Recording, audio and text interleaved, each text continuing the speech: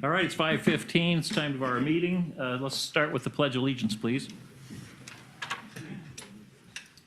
Of the United States of America, and to the republic for which it stands, one nation, under God, indivisible, with liberty and justice for all.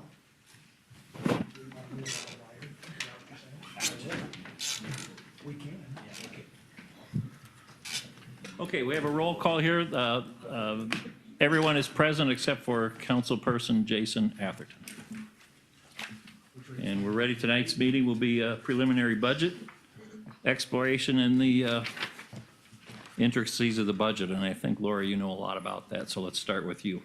Okay, thank you. So first, I will have it direct everybody's attention. I did place at your sheet, or at your seat, the question that was asked at the last council meeting about looking at the tax impact to different homes at a little bit higher home values, starting at 350,000, and then 500,000, 750,000, and $1 million, to see what that does to each of those different values. And as you can see, it still shows, based upon this projected budget or this proposed budget, there is a slight decrease in any one of those situations. So that was more for your information, so since it was asked about. Before we go on with some of the other items, what we were planning on for tonight, I failed to really talk a lot about what fund accounting is, and so I wanted to take just a moment to describe and talk just a little bit about our different types of funds, and I think I'm gonna use the camera, because it might be a little easier if I kind of break it down this way.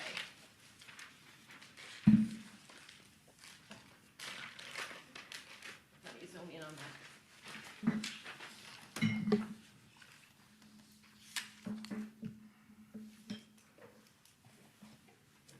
Okay, so for you veterans, this is gonna be very repetitive, but for some of the newer members of council, I wanted to explain just a little bit about our fund accounting. So what fund accounting is, other than in my world, it's fun. Each fund has basically you can think of it as its own checking or savings account. Technically, in order to spend out of it, you need to have some revenue. So if you're gonna spend out of a particular fund, we'll talk about some of those different funds in just a moment, you need to have some revenue that comes into it. So these first three highlighted areas are what I've got shown up here: general fund, hotel, motel, and electric franchise. For reporting purposes, when I do all my state reports, they're considered general fund operations. But when we talk about a balanced budget, we're usually focusing in on the general fund. And when we talk about having a balanced budget, it's the ending balance of the general fund. We project to be at 25% of our projected revenues for the year. But for reporting purposes, these three all get added together in my reports for this day. Then the next few, I'll do this.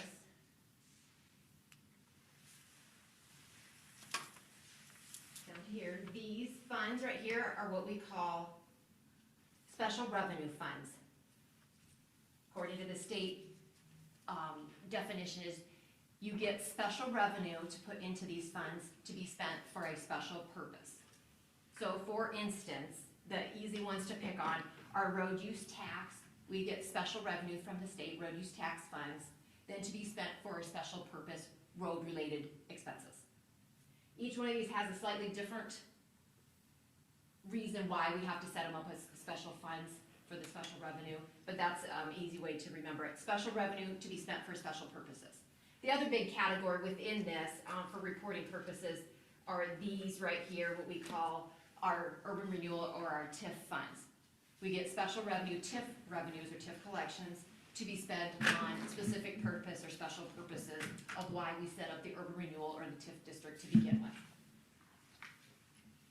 The next major category of fund accounting is the debt service fund. It's simply what that is. You pay your debt, your principal and interest payment out of that fund. So if you are paying using different funds besides property tax, that's typically the main revenue source of going into this fund, but you could have other things like local option sales tax, user fees, I guess whatever else you want to put in there. If you wanted the general fund to help pay for it, you could. But this is the fund, the money comes in and the principal and interest payments get paid out.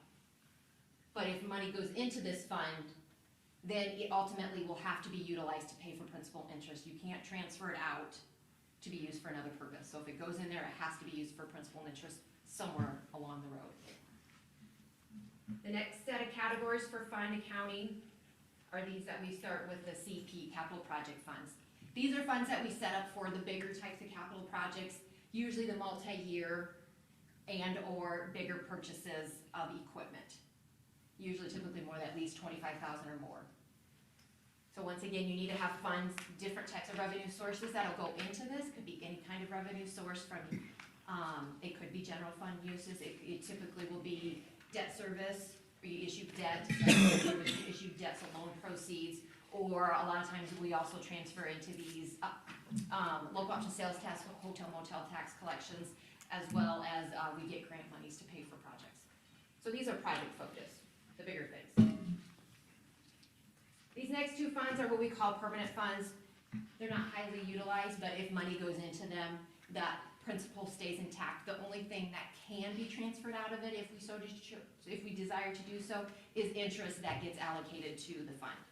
Since these are quite a bit smaller amounts of monies in our operations overall, we have not been transferring out interest at this point. The one that we would more so transfer out interest to help pay for general fund operations is a perpetual care fund for the cemetery, but we haven't been earning a whole lot of interest on there, so we've chosen to recommend not to transfer the interest out and let this balance grow. Because at someday when the cemetery is full, which is many, many years away, I mean, we'll all probably be gone from this earth at that point. You need to have funds sitting there to take care of the cemetery forever, perpetually. This next major categories are what we call our enterprise. Oh, you're hitting, I didn't have to jump the button. Oh, sorry about that. Thank you. Lose track because I get so excited about this. Is our proprietary or enterprise funds. These are, we need to operate them as such like we're running a business.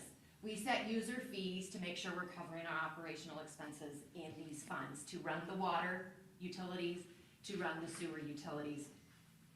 If you are not able to collect enough fees, you need to raise your fees to cover those operations. That's just, you're running it like a business. And the last major one here is what's called the medical insurance fund. It's our internal service fund where we set up to help cover insurance costs that we have set up for our arrangement with the health insurance, where we have the partial self-funding to buy down the deductible and out-of-pocket maximum for the employees plan. So once again, if money goes into this, the only way it can be spent out of here is for medically related expenses or for our plan that we offer. And then that gets us to our total. So, anyway, does anybody have, I just wanted to go through that since I forgot to do that at the last council meeting about the major funds and what we talk about or what we do with all those and how they operate. Click on the medical insurance fund, and it's kind of large there actually, and it has to be, I know that, but where does that money originally come from?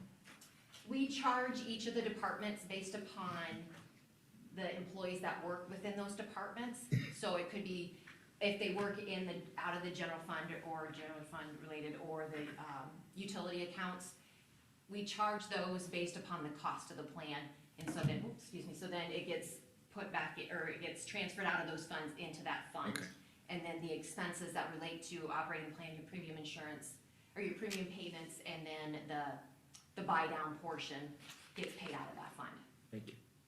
One quick one. Yep. So on the top, in your top for the columns, so I'm looking at the bottom, you're showing 24 million on the left side and then 20 on the other side. What is the top column? Oh, Yes. yep, this is where we are projecting to start fiscal '25. This is the beginning balance of fiscal '25. And we've got the revenues, the expenses projected, and then our projected ending balance. Yep.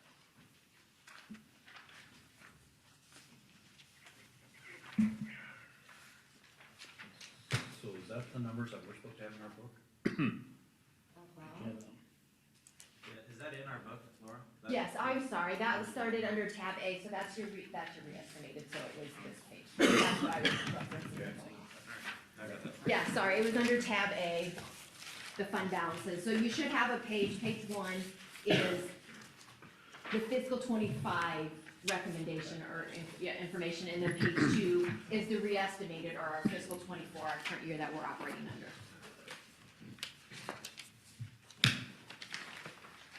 So any questions about that information or what we had covered with tab B at 2 weeks ago when we had our last council meeting? Tab C, I'm not gonna spend a whole lot of time on that right now, but I will point out, because at least from pages 24 through 27, each individual department will highlight their areas of, their capital requests for fiscal '25.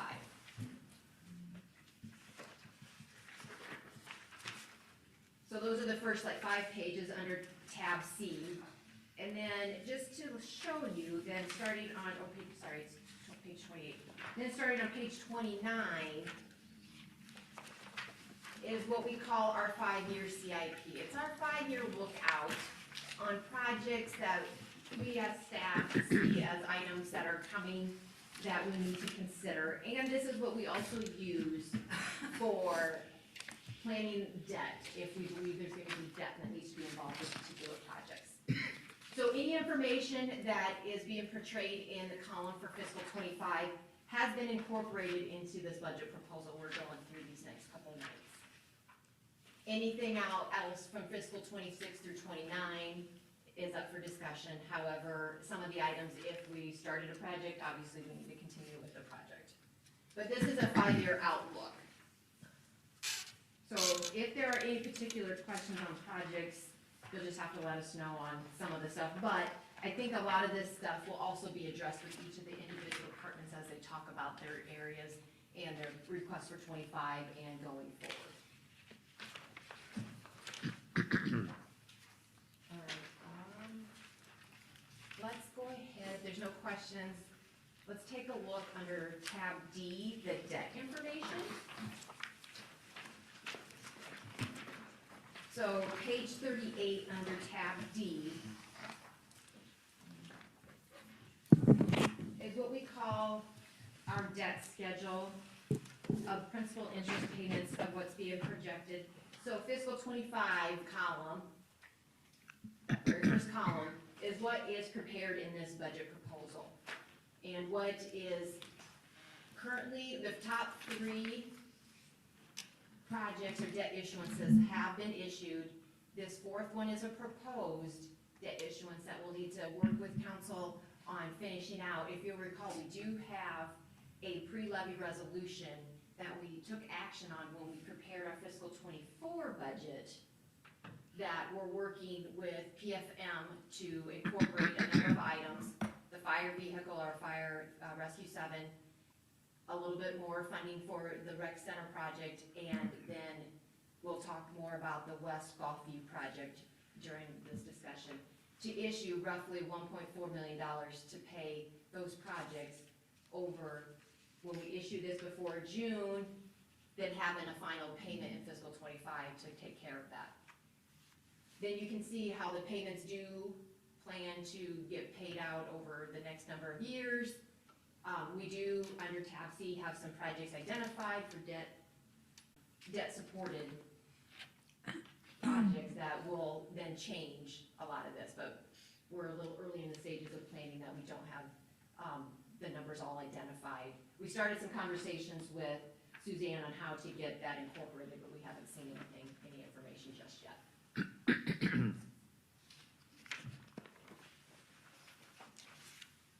So that lays out the actual payments. Then the next page takes a look at the principal that is outstanding on each of the debt issuances over the next 10 years. Because one of the things that we have to be cognizant of is the city's debt limit calculation, because you cannot have any more than 5% of your assessed value outstanding. But according to, as you can see from this calculation, we do have plenty of capacity that we're not anywhere near our capacity. So roughly our capacity, we could have just under $53 million of debt issued. But with this proposed amount coming up and what's currently outstanding, we're looking at just under $9 million, $8.9 million. So we still have plenty of capacity if other projects came up, to incorporate, to, I guess, issue more debt and not be within, or to not violate the state code. You know, one thing I've never asked is water treatment plant, that's not in that 5% calculation. Correct. If, this wastewater on the bottom, is that what you're talking about? Yeah, that's never been. Correct, because that's issued as what's called revenue bonds, and that does not get counted towards your legal debt limit. So they're being paid off this coming fiscal year. Yes. So what are we changing anything after that, or build some surplus for projects coming? I think Randy could probably address that when he talks about his projects and such. We have enough, we have some water and sewer projects that we're thinking about going through SRF again, because SRF projects are a lower interest rate, but then you have some other requirements. And you've done some calculations, I don't know which ones, where you fell with those, but SRF doesn't count towards your geo debt limit. Right. You can also borrow water and sewer funds out of geo debt and then pay for them out of those water and sewer franchise fees, so you get a better rate. A revenue bond is usually a higher interest rate than a geo bond, so. We did that on Adams, right? We did that, some of that on Adams, didn't we? No, we didn't borrow for Adams Did we Street. use? We ended up not. There was discussion, yes, you remember correctly, early on in the project, there was discussion about issuing debt. But then we ended up changing our funding mechanisms to pay for that, and we did not issue debt for it. Okay. So that's a quick overview of the debt area. Are there any questions?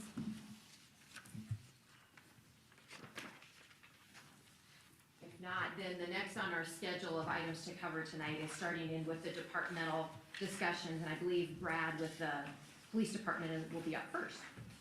Thank you. So the department cover sheet is on tab E, page 41, if you wanna look at that, it's probably the easiest to follow through, otherwise we'll be jumping, and I'll tell you where we go, as we go through it. Pretty similar to years past, our personnel services, which covers everything from salary, insurance, training, uniforms, is 90% of our budget, just over 90% of our budget again. Pretty common, we still cover around that 85 to 92% range for our personnel expenses. If you look on the cover sheet, we have very little revenue that comes in. The miscellaneous revenue, most of that comes from fines and fees. And licenses is your tobacco and alcohol licenses, so pretty minimal stuff there. Again, personnel expenses are highest, of course, the biggest chunk of that is salary and insurance. Our services and commodities area is water, or electrical bills, gas, phone, court fees, nuisance abatements, vehicle repair, equipment repair, that kind of stuff. So stays pretty common, or pretty steady across every year. And that is, exact amount here, that is 7% of our budget, so pretty low percentage of our budget. Then our capital outlay this year, a couple things that are going on, and I just found some more information today on vehicles. A couple weeks ago, New Way got a hold of me and indicated that our vehicles were gonna be canceled again. And, so they called me again today, actually this afternoon I got a call, and how I understood it from Dave is that they were going to honor our 24 price for a 25 vehicle, and then we'll get priority billed. But he doesn't know when it's gonna get billed. It could be before July 1, or more likely after July 1. So the budget that I have in here, the $54,828, includes that vehicle purchase. One of the questions I had for Laura, and she said bring it up tonight, was that do we push the vehicle purchase back on our budget, or do we wanna wait and then make a amendment to the budget next year when we know when those cars are gonna come? The price should be pretty constant, but I don't know if that, Laura maybe answer that, does it makes a difference on the levy amount or any of that type of stuff, I don't No. know. No, it wouldn't make a difference on the levy. Too small amounts. Yeah. I would say if there's even a remote chance that we'll get it before the end of June, we leave it as is. There's a remote chance, but it's probably like a 1% chance. The rest of it falls after July 1. And then we can always present a budget amendment to carry the funds forward. So if the council's comfortable with that, we'll leave it as we have it marked here, and and then we'll move that forward. So we will have 2 purchases next year. At our meeting on the 12th this month, we do have an option to get another vehicle, which I'll bring that up on the 12th, to kind of keep our rotation into a little bit of order.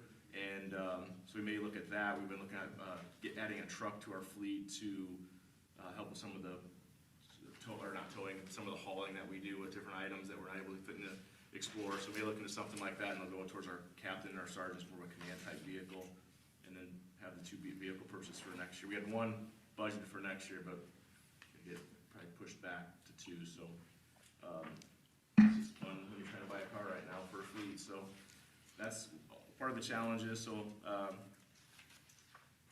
keep that the way it is now, and we'll make that amendment if everyone's comfortable with that at the start of next year.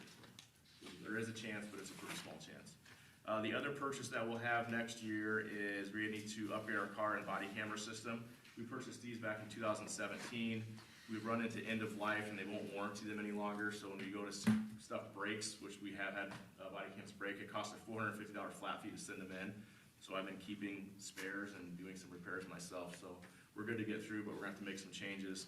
All of the companies that I've started to get quotes from, it's different than how it has been in the past. I think Microsoft kind of started this. You pay for the software on an annual basis, and everything else pretty much comes with it. There's some small hardware fees that we pay up front, but it's going to potentially be payment over 5 years to pay for the software and the warranties and everything part of that. So it's kind of different. I think we changed our finance software to that too recently, so I think that's kind of the trend that we're seeing with software programs. So, and the plan for that is we're gonna pay part of that out of police forfeiture, part of it out of the crime prevention, and the remainder from the lost funds, I believe is how we've got it budgeted currently in the budget.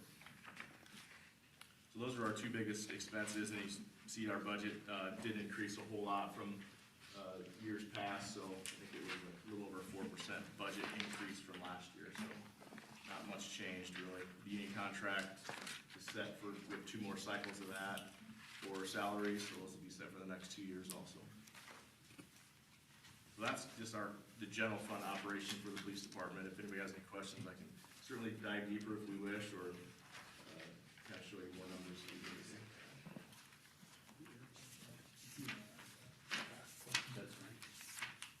Not necessarily unless you want to. Well, we talked about the airport car. Okay, so I called Brad, and he looked up, our trading values in the past have been $10,000.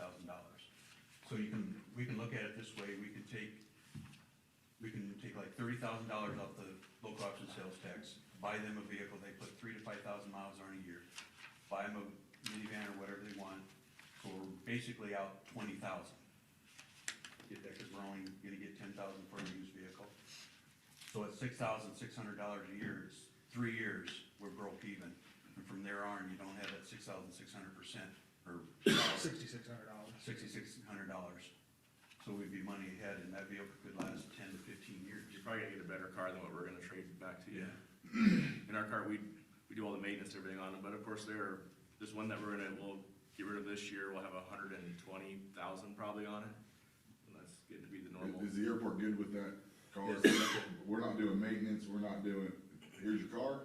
Well, We'll still have. It'd be- that. it'd still be part of their budget as far as their maintenance and stuff. But like that. it's part of their budget, it's not. Right. Yeah. And they're fine with that. The insurance we're paying insurance on this rental car now, so that's a wash. Yeah. So in 3 years, we're money ahead by doing this. And then, they got a vehicle, they got a 30,000, you're gonna buy a pretty good used vehicle. And Laverne, you mentioned a van.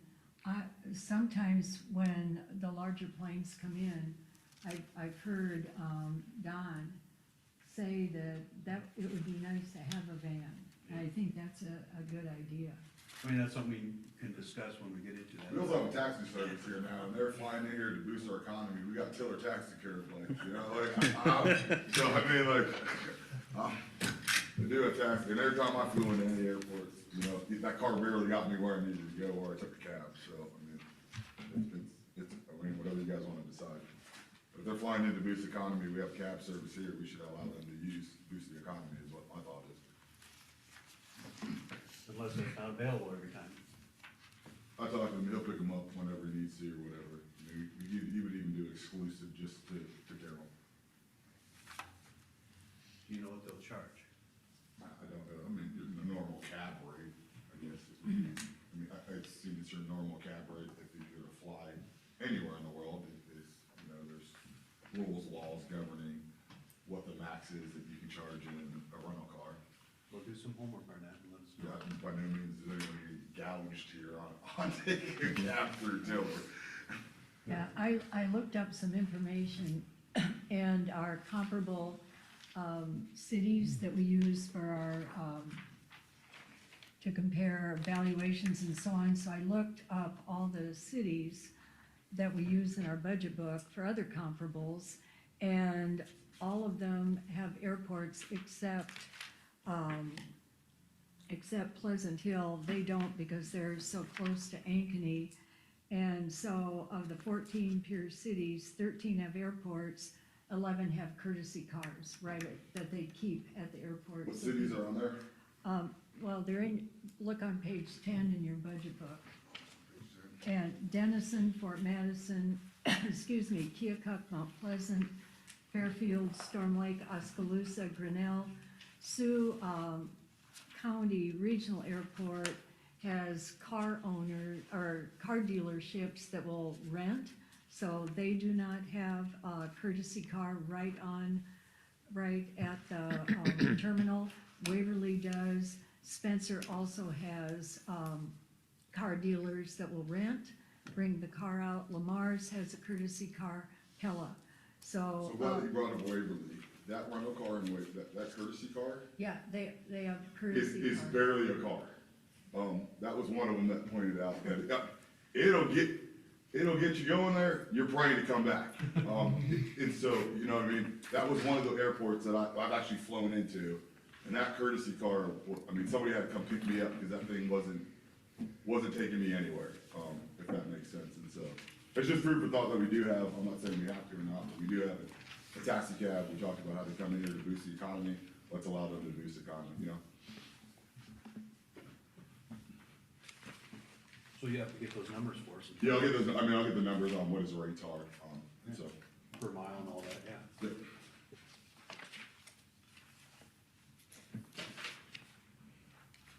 Good on that one? All right, on page 42 of the overview, tab F is our communications bill. So we have a contract with Carroll County to cover the radio communications for the officers. They answer 911, some other different items and stuff too. And that went, I think that contract, we're on year 2 or 3 of that. It's a flat rate of $150,000. And if you had been part of the council a few years back, you notice that cut to about, not quite in half, but pretty close to in half from what it was before. So we feel that we're getting good service for that amount that we're paying for them, and we're happy with what it is, especially compared to how it was in the past. So the next item is disaster services. That's on tab F, page 98. That is our weather sirens, and we pretty much just pay for some small maintenance fees and electrical service for those locations. Tab S is our police forfeiture account, and this is how Laura had kind of just talked about this at the beginning of the council. The only capital outlay is they're got $5,000 that'll go towards our camera replacement this year. We're still expecting to have over $8,000 fund balance at the end of it. This is a smaller account of the 2 that we currently have. The next one is our crime prevention account. That's tab S, page 212. And we're gonna cover some capital expense for the camera replacement on that one too at $15,000. The fund balance at the end of the 25 fiscal year, what we're expecting is to be about $18,400. And our revenue from that one comes from vehicle inspections, and there's also some maybe there's a grant money or something, but the biggest thing is our vehicle inspections that we do for the DOT, that we get paid back for those. On page 43, this is our personnel. Nothing's changed again. Same amount of officers. We have the 16.2, the .2. We have 2 part-time officers.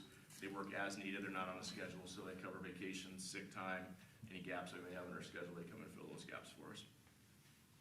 And this is kind of an overview of the capital request again. The auto replacements, that'll change, of course, with our budget amendment next year, but currently it's at $48,000 for that. Every year we have $6,500 for any office equipment that we need to fix or replace for computers. Usually it's their computer replacement, we have no server replacement for the next couple of years. That'll be another big expense. That'll come probably about 3 years down the road, 4 years down the road. So got a little bit of time to plan for that one. And then our camera upgrade replacement, that'll come out. 35,000 from loss prevention is what we're expecting, or from the lost account, 15,000 from the crime prevention, and 5,000 from forfeiture account.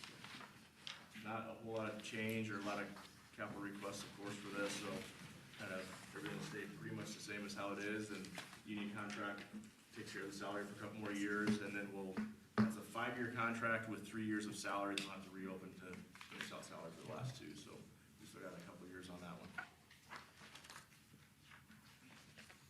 Brad, do you know offhand on a police forfeiture, meaning a speeding ticket in this case, just what amount of that comes to the city of Carroll? And I don't believe it's much. No, Yeah. it's probably less than 20%. That's what I thought. I bring it up only because you get a perception, people have a perception that we're giving tickets out to make money for the city. It's not that way. If you get a ticket that's a total of $200, you gotta remember you got a 35% surcharge, that's part of that, plus you have $60 in court fees, so Correct. just wipe that off It's the not top, and really- you take 20% of whatever that actual fine was. So if the fine's only $60, Yeah. yeah, we don't get very much back from it. And that's if we write most of ours under city codes for the purpose that we do get most of that money back. If we write it under state code, it's less money back towards the city. Okay. And it just goes into our general fund, so it's used to cover everything for the police department.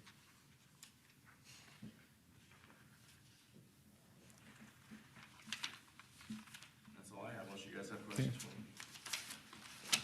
Good work. Thank you.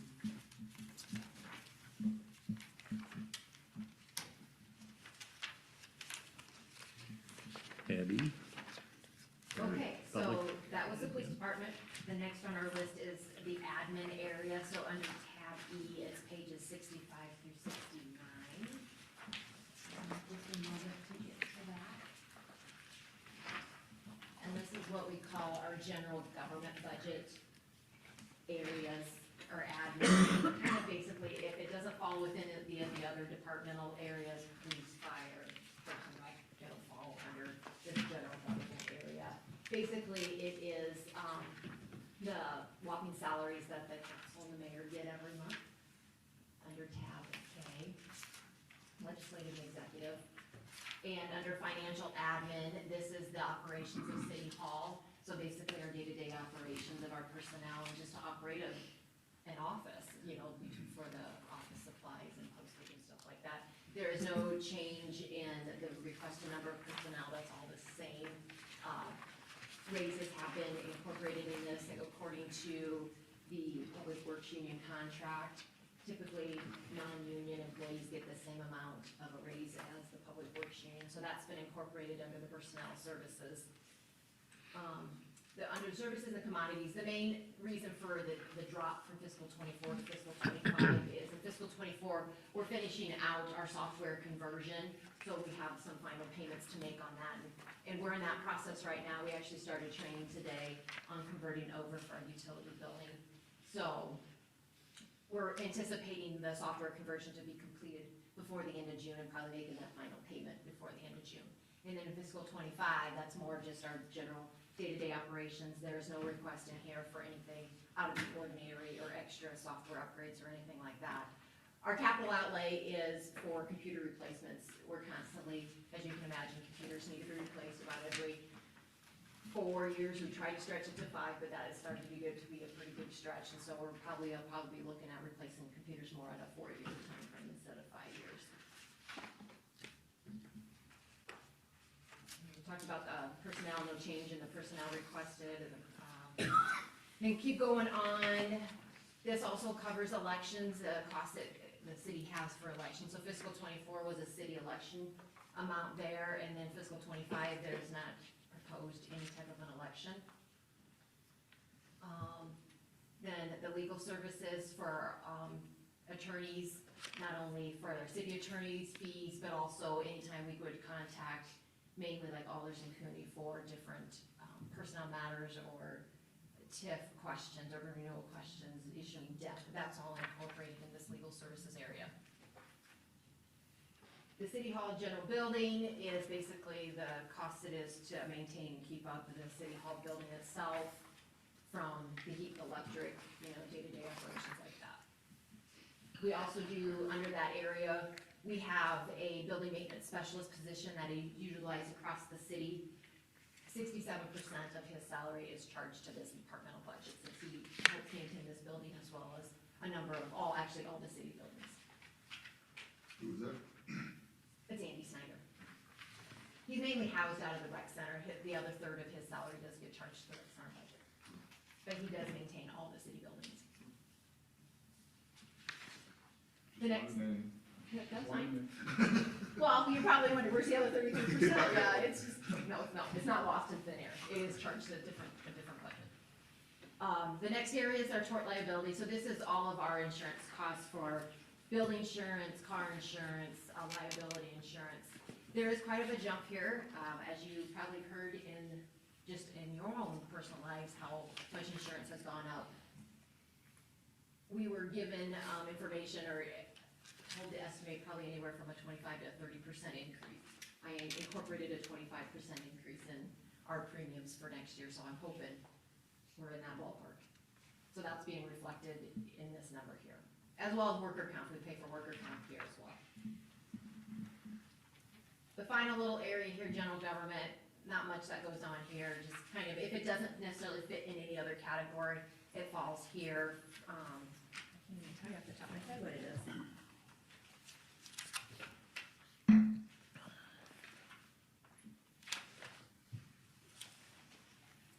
On the insurance, how often is that shopped around? I mean, I know you're limited compared to a consumer, but how often is that shopped around? We talk to our agent every year about it. Though the market for providers of insurance coverage to municipalities or any local government is very, very limited. So we've been with the same company as long as I've been here. We do ask about it. 1 year, it's been probably over 5 years ago, we did ask another company to give us a quote and they wouldn't even quote us. I think it's good to have I mean, on the personal side, the insurance has went up, and I think 25% is low, from what I've experienced. So I think it'd be good if we had two people quote it, so we could see apples to apples, and make sure we're getting the best bang for the buck. I talked to Terry Axman, there's only 2 people in the state. Two companies. Yes. So we can ask, but they may, that other company might And decline. he said So we July, can ask. 1st of July, it's going up minimum 25%. So ICAP is the one, Yeah. and then EMA is the other. EMC. EMC. They're talking about dropping EMC Oh, okay. in the near future. There used to be like a half a dozen. Yeah. Well, I think we went through this and it was just recommended that they didn't wanna do it because there was a lawsuit pending or something like that. Yeah, Right. we still have a couple lawsuits pending, and we couldn't, obviously, you can't. Switch You can't during that switch period. during that time. And then your ICAP rate is probably gonna be your best one anyway, because they're on a pool of municipalities, and they really spend time trying to work on you to keep your stuff down. And it's, insurance agents can try, they really can't change the price for what ICAP or anything. It is kind of what it is as far as those two people, or two groups. And we could test the waters, but I don't know if we would get anywhere. I think we're kind of up a creek without a paddle when it comes to insurance. But we'll definitely ask, like And we do every year. and yeah, we still check.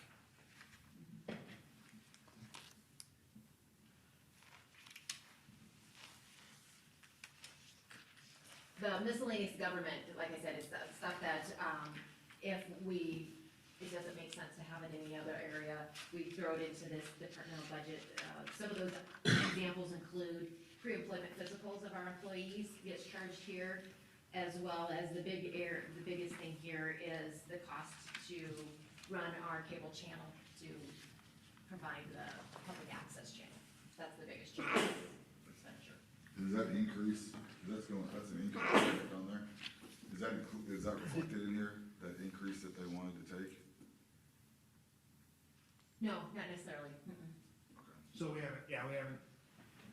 Remember what we talked about originally? Yeah, we did That was an increase. originally, but we haven't talked I think that's kind of where we've been this, so far, like, just that conversation that we've had. And haven't got to everybody on the council as far as that increase and how to address that in the future. Okay. So it's not in there though? Okay. Okay, so any questions about that area? The next area is tab L information, but it just goes on to our next departmental cover sheet here. Is the transfers in and out of the general fund. The biggest transfer into the general fund is the transfer from the employee benefit special revenue fund. That is a fund that's required by state code that we set up to deposit the employee benefit special revenue fund is the fund where we have to deposit the taxes that are collected related to employee benefits. When we pay your property taxes, it gets allocated out to different areas. So when we get those funds from the county, we have to put it into a special revenue fund, and then from there, we can disperse the funds, which are transferred out.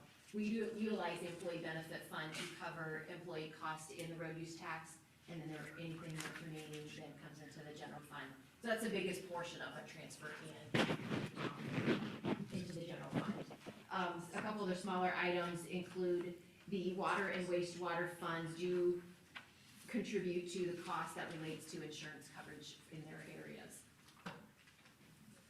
Like the liability, building insurance, and workers' comp. Transfers out includes $50,000 for streets. This is part of the sidewalk transition plan, and if you have more questions about that, Randy's more familiar with it. But we have allocated for a number of years now $50,000 out of the general fund to help with the sidewalk transition plan. And then we're also helping to support the airport lighting project, or LED conversion project. The portion that is the 10% of the project is being funded from general fund operations, or out of the general fund, to cover the city's 10% of that.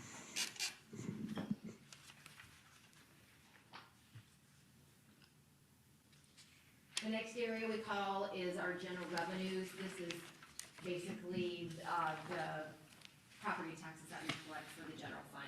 So we call our 810, or now it's the new combined general fund levy. This is the area where we deposit those funds. And then,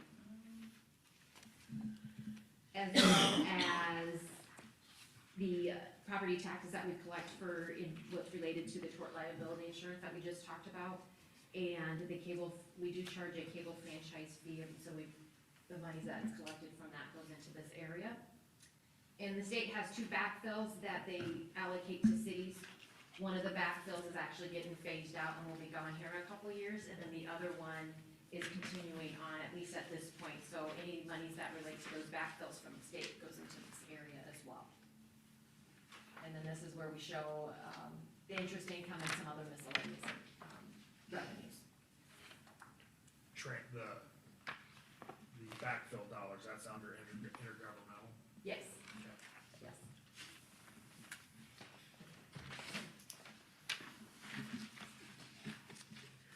So on our schedule, that's the basic areas for the admin. I don't know if I've got on our schedule, we can either dive into public work stuff, or there's some other miscellaneous areas. I'll let council decide which ones they want to go into next. I don't care, it's just go right down the line, I guess. Okay, then Randy, you're up with your public works area. Unless there's other questions on what we've covered so far.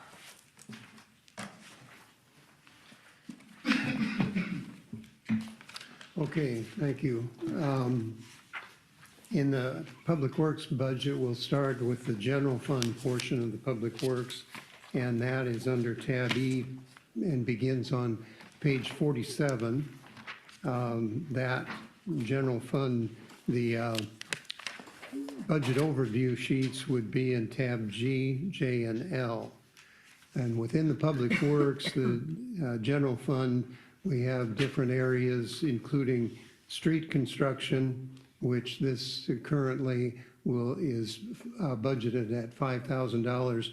That's for the purchase of detectable warning panels. We use a particular detectable warning panel for our ped ramps, and we purchase those by the pallet.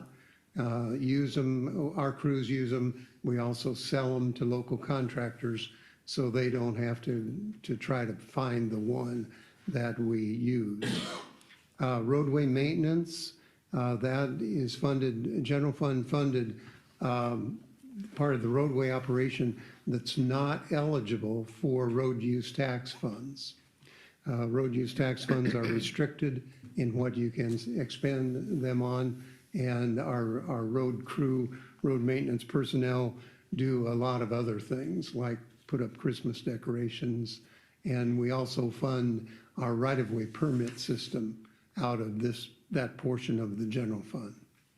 Street lighting, that includes the fees for leasing 800 streetlights throughout the city from Mid-American Energy. Public Works Administration, the operation of those of us here in City Hall that administer the Public Works area of the budget. City Garage is the street maintenance garage operation. Central Business District, about half, that's maintenance of the streetscape areas in the Central Business District. About half of that expenditure is the cost of electricity for 556 streetlights. And then street transfer has been mentioned at $50,000 for the sidewalk transition plan. Other notable issues, not much in revenue. We do fund 1.9 full-time equivalent personnel out of this general fund portion of the budget. There's no change in that from the current fiscal year to next year. And then the capital, once again, it's those pedestrian panels, the detectable warning panels, and then transfers the ped ramps for the street sidewalk transition plan. That, You make any money on those things, then you sell them back, or? no, we just sell them for cost. Okay. That's pretty much an overview of the general fund portion of the Public Works, and unless there are any questions, we'll move on to the next area. Okay, the next area of Public Works is the Road Use Tax Fund. The budget cover sheets begin on tab E, page 73, and the budget overview is tab O. Within this road use tax area of the budget, we do roadway maintenance, snow removal, street cleaning, administration, and then the transfers that we make. Road use tax funds are restricted, like I said, to any purpose relating to construction, maintenance, and supervision of public streets. So you're semi-limited on that. Within the revenue portion of the road use tax, that is all allocated from the state. Of course, it's comprised of fuel tax, registrations, excise tax on auto rental, and then the use tax on auto sales. And that's distributed again to the state primary road fund at about 47.5%, the county secondary road fund at 24.5%, county farm to market at 8%, and city street fund at 20%. So we are the short end of that distribution. But that equates to $133 per capita projected for next fiscal year. Out of that, our expenditures, I guess I'll back up to the revenues. The transfers for next fiscal year are the employee special revenue fund that supports the road use tax fund operation at $166,597. The expenditures out of that fund include personnel services for 7.9 full-time equivalent personnel, and that There, again, no change from the current fiscal year.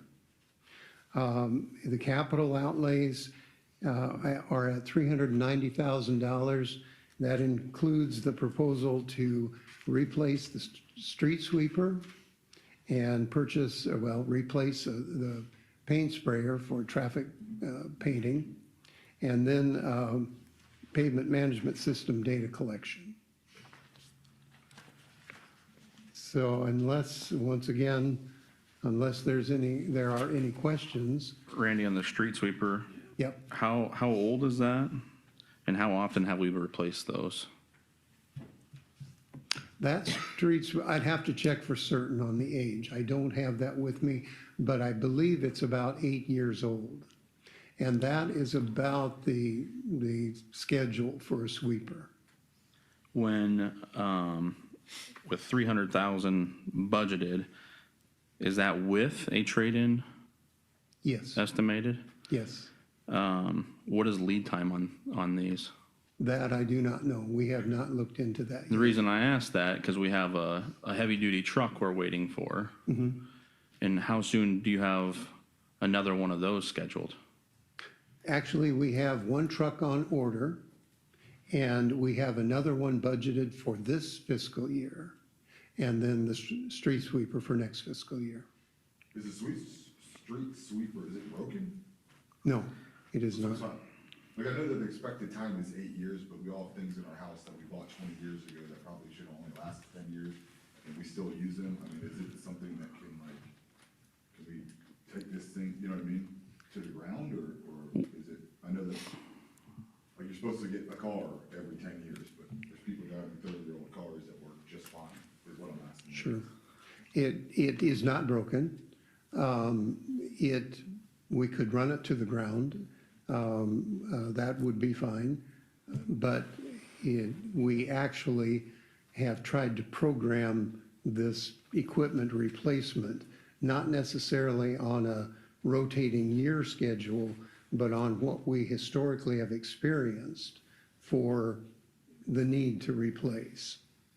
And the sweeper has kind of landed at about that type of rotation before it needs to be actually gone. So we're just Yeah. replacing because it kind of falls into the cycle of needing, where we kind of replace it.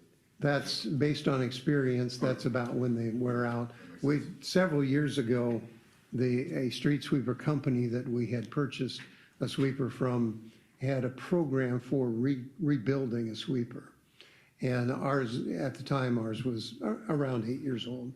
So we sent it in, had it completely rebuilt, everything. The needed replacement got replaced. And it was spendy to do. And we thought it would be a good idea because it saved a lot of money.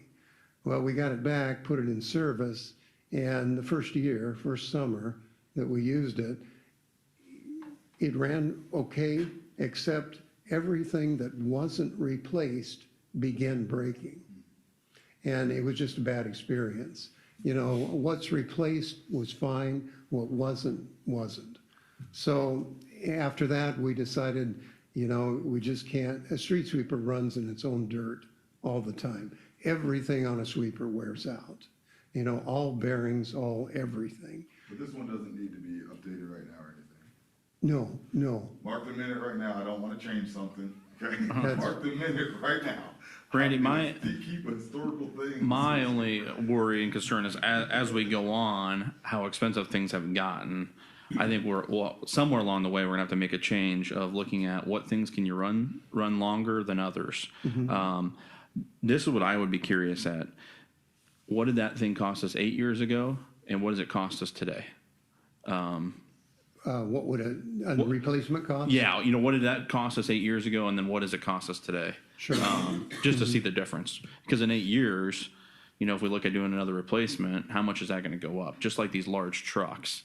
I see what they're doing on the consumer side of things. It's nothing to have a Super Duty truck at $100,000 anymore, and, you know, a passenger vehicle at $50,000. So, and a couple of years ago, it was $10,000 to $15,000 less money, and that's minimal. Sure. So, Is that the same with the paint sprayer though, or do we, is it just, it's kind of in the rotation, so we're getting another paint sprayer, is there some type of programming change? No, the paint sprayer kind of needs to be replaced. It's one of those pieces that just wore out. Something that's easy to do. Yeah, that, as far as the replacement of equipment, of course, you know, overall, we don't put them on a 10-year schedule or an 8-year schedule or anything else. We have run that stuff, you know, time and time again. And my question to the superintendents every year is, can it go another year? Can it go another year? And we have done that, and we got caught on a couple of pieces of equipment where we had major capital repairs necessary before we could trade it. So, you know, we want to avoid those two, but not be too conservative with it. So we have pushed everything just about as far as we can go. Can we get another year out of one or two pieces of equipment? Probably. But if the sweeper goes down, it's major repair and we need a sweeper, you know, because we've got one. And so that's why we propose it this way. Doesn't necessarily need to be done that way, but we think from the experience of our personnel that they tell me when they think something should be replaced. Randy, I'm not saying not replace it. I'm just asking the question. I think it's very important for our employees to have decent equipment that works. Sure. I'm just more curious, what's the price been for an increase on these, and what's lead time on these? I mean, if it's like the heavy duty truck, we're 2 years out, so. Exactly. Okay. Sure. If it's on a 2-year out, then at this point, we're at 8 years, we need, you know what I mean? I'm not saying we don't need to replace it either, I just don't want to replace it based off the fact that we're just solely. What kind of warranties are on a new sweeper? Warranties, oh, they usually run 1 to 2 years is about all. They're not, and it's not possible to warrant those things for much time. With, you know, the dirt that they run in, everything wears out. You know, if they warrant it per hour of use, I mean, obviously it's not mileage. Yeah. Now, Is that how they do it? I don't know offhand. I would Okay. have to check.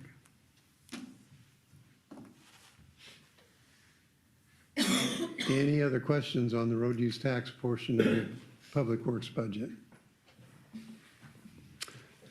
Okay, the next area is capital projects, and that begins on tab E, page 76. The budget overview is tab U.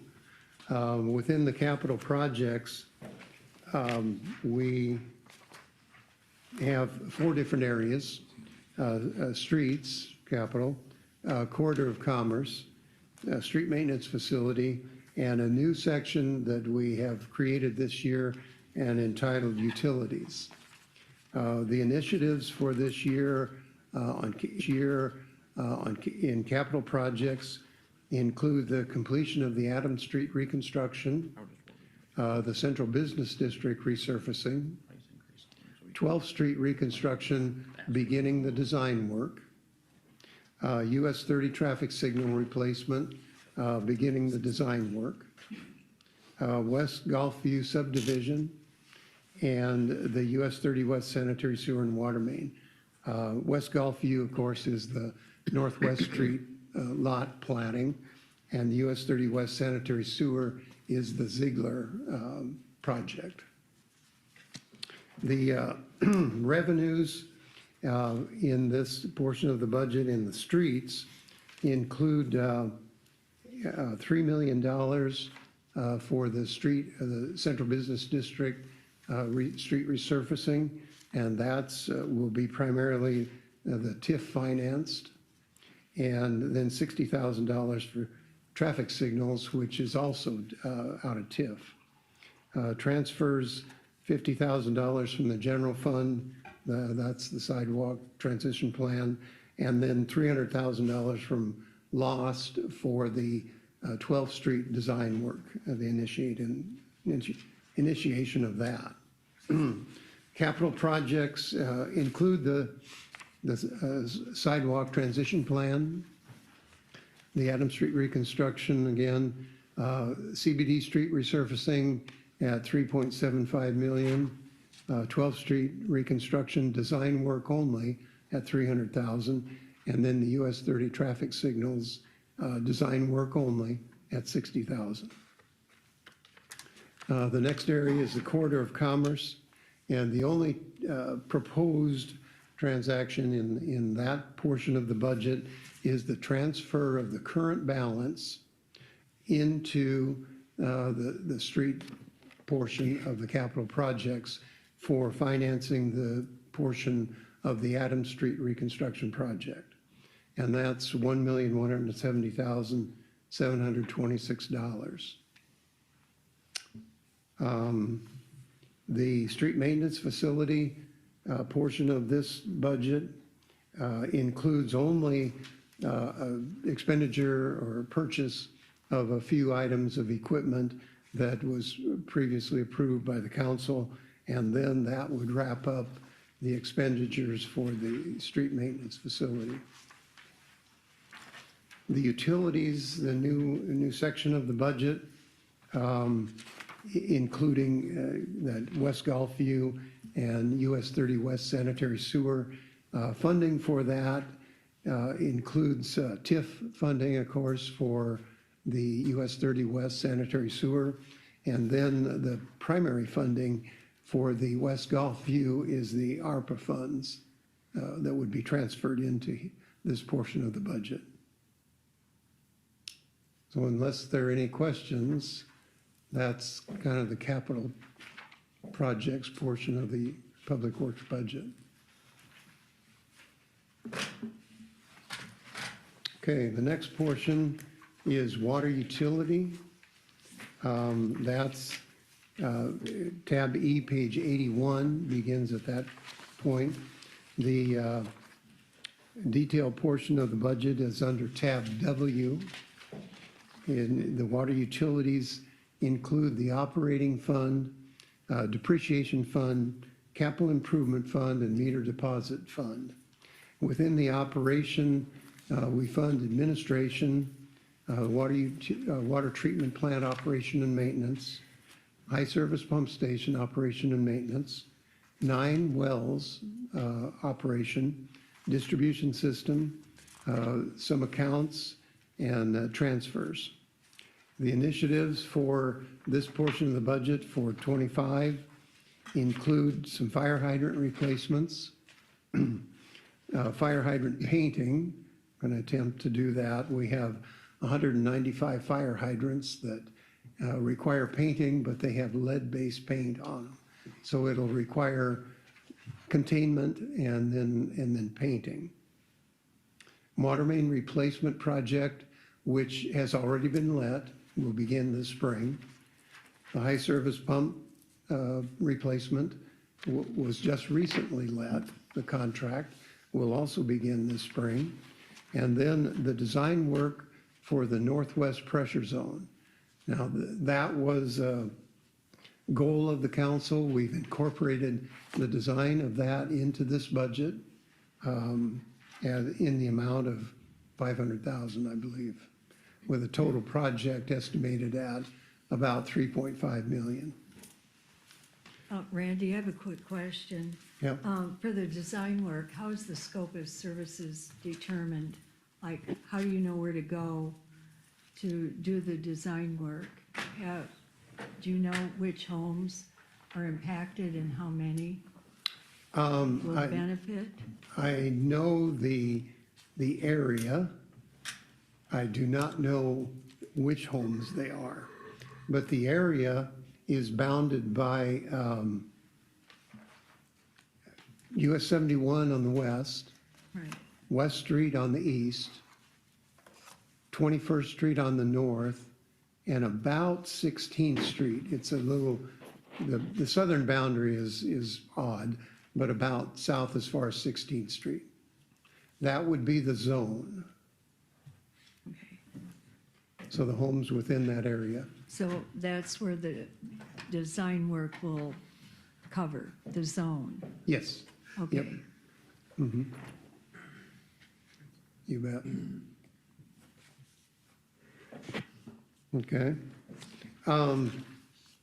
The revenue, of course, for the water utility fund is primarily through the rate structure. And that rate structure was last adjusted in 2017.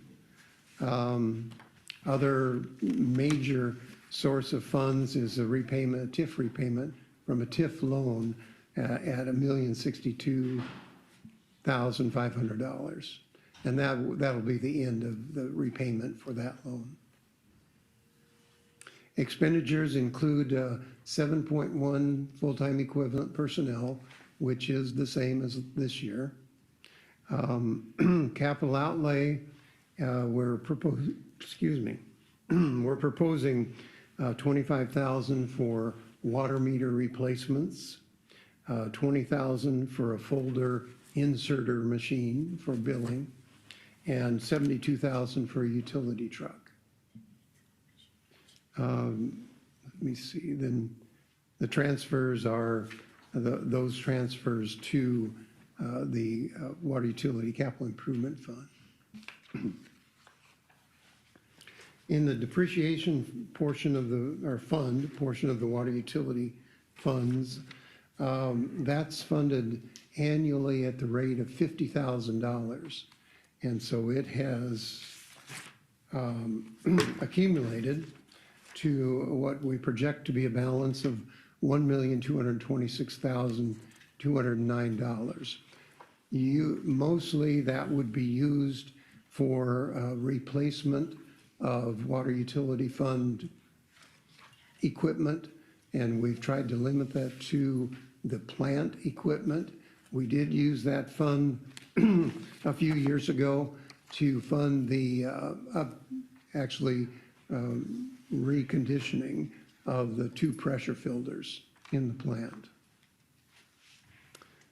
Capital improvement portion of the budget, the revenue, $500,000 transfer for the design work for that northwest pressure zone. In addition, we're planning on funding a portion of the water main replacement project and also the high service pump station pump replacement. Water meter deposit fund, actually, that receives the monies that are deposited for non-owner water accounts. There's a fee for each non-owner water account that is retained until that renter closes the account, and then it's refunded. So it's pretty much money in, money out of that fund in the amount of about $11,000 a year. So unless there are any questions, that's kind of an overview of the water utility funds. Looks like we're gonna be prepared to borrow some money for in that northwest zone, at $3.5 million. Yes, we would anticipate borrowing will be necessary for that. How many fire hydrants do we have that are broken? Oh, we replace, maybe up to half a dozen a year is all, And how many do we have with lead paint on them? 195. Is that like the state's requiring us to remove that, or is it? No, they are not. We had a program a few years ago of repainting fire hydrants, which we did, and we completed all except these 195. And how much does it cost per fire hydrant? For the lead removal, about almost $300 per hydrant. Replace one? No, 300 to? it's 300 to repaint with the lead removal. So it's lead containment removal and then repainting, and it would run around $300 per hydrant. And is the lead paint like leaking into the water system or anything? Or No. is it just It's on the exterior of the it's hydrant. on the exterior? Mhm. Okay. They're corroding. I mean, the lead paint's beginning to corrode. They've got age on them. Is why we're recommending they be painted. Okay.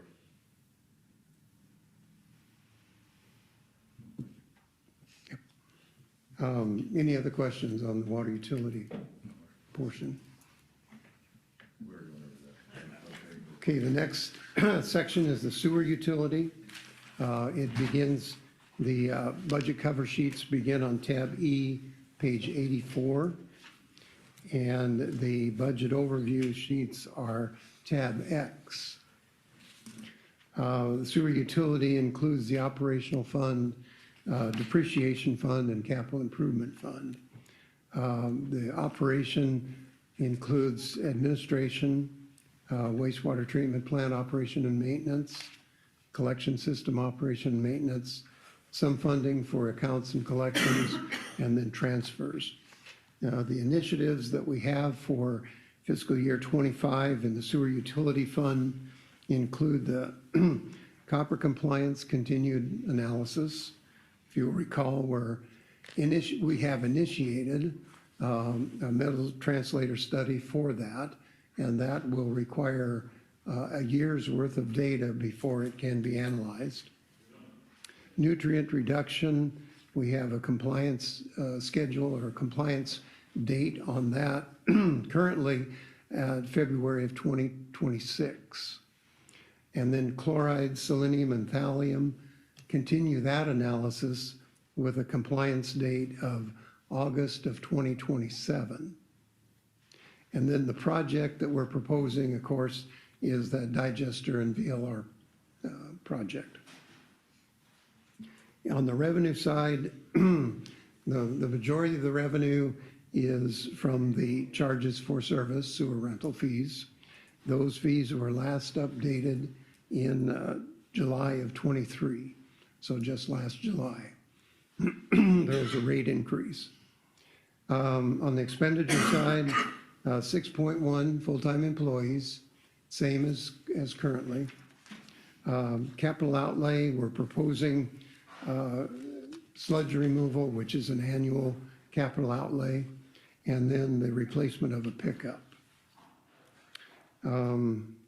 Actually, in the transfers includes our payment to debt service, and as it was indicated earlier, this will be the last debt payment on that capital improvement project from 2025.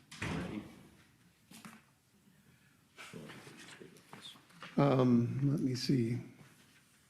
That's kind of the overview. What we're proposing, and you've seen it in the CIP, the Capital Improvement Program, is once that last debt payment is made, of course, that rate structure is still generating that $735,000.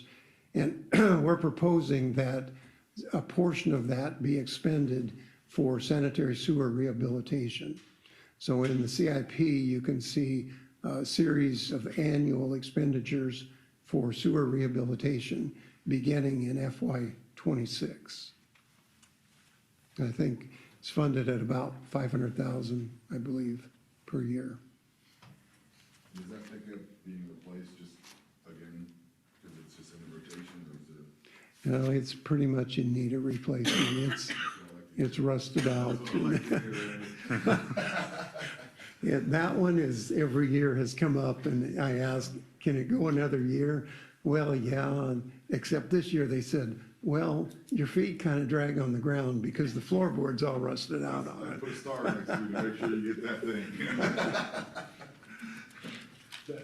Yeah, I think it's, for the most part, vehicle replacement on a rotation is almost strictly with the police department because of the miles that they put on and the rough use. Everybody else, Chad gets the question, can we go another year with his stuff?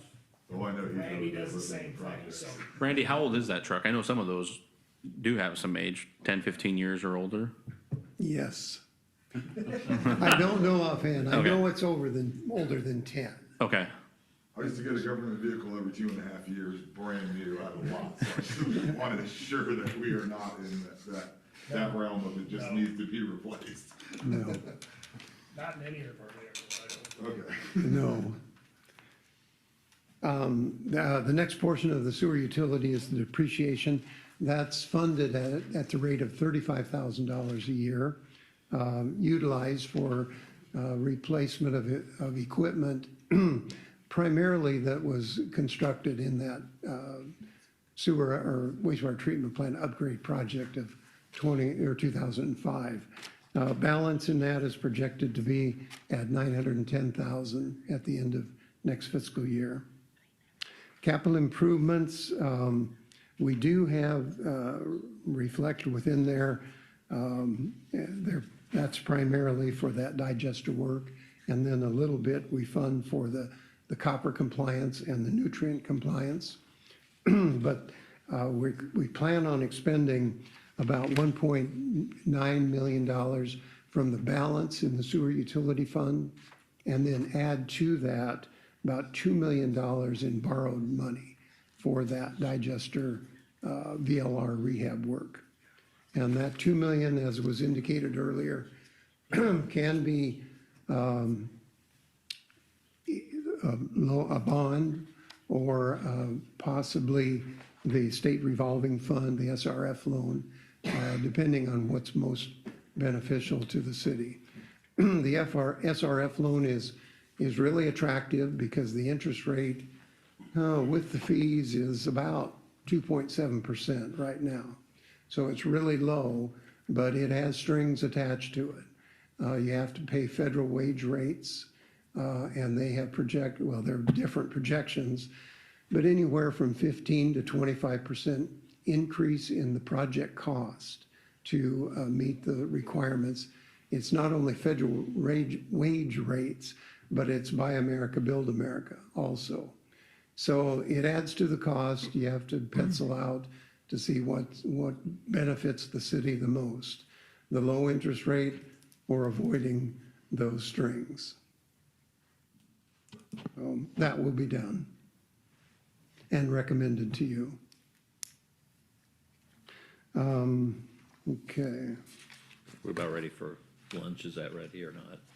Is this a good time for you to stop, Randy? I've got one more section, Perfect. and if you We'll want just to do that. end I have on one the, question on the copper compliance. Have they, any discussion or changes to those guidelines, restrictions for us? well, that's what the metals translator study is for.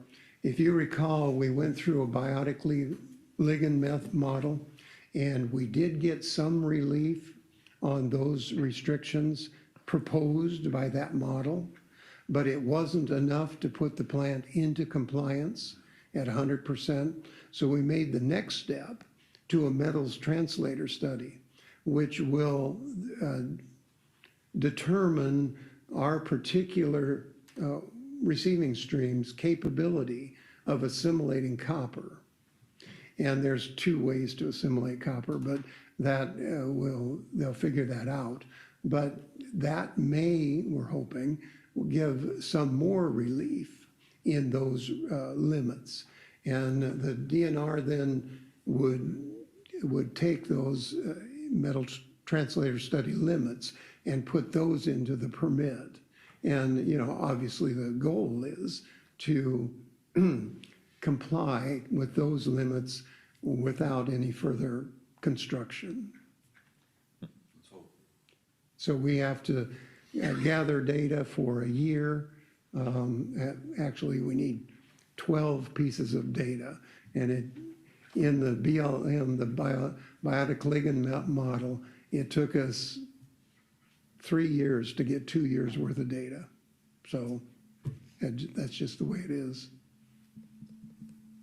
Okay, last portion of the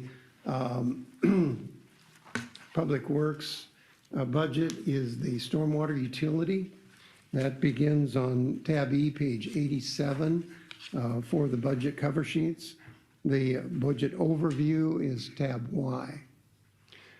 Within that portion of the budget, of course, we have the operating part of the stormwater utility plus the capital improvements portion. And our initiatives there are the continued design of the Southgate Road Middle Raccoon River project. As you'll recall, you expanded that project, and as a result of that, it pushed the construction back another year on that project. The revenue primarily is from stormwater utility fees. Those fees were established when the utility was established in 2004.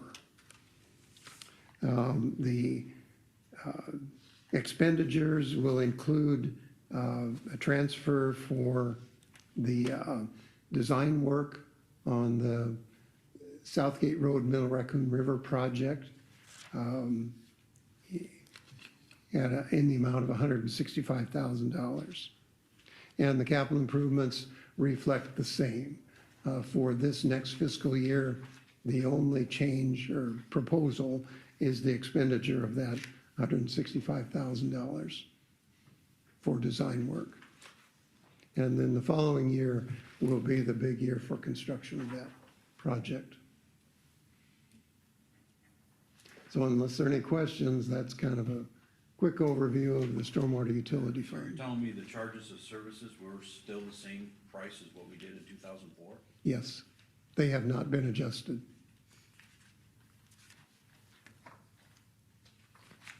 It's 19 years. Oh, we've been adjusting?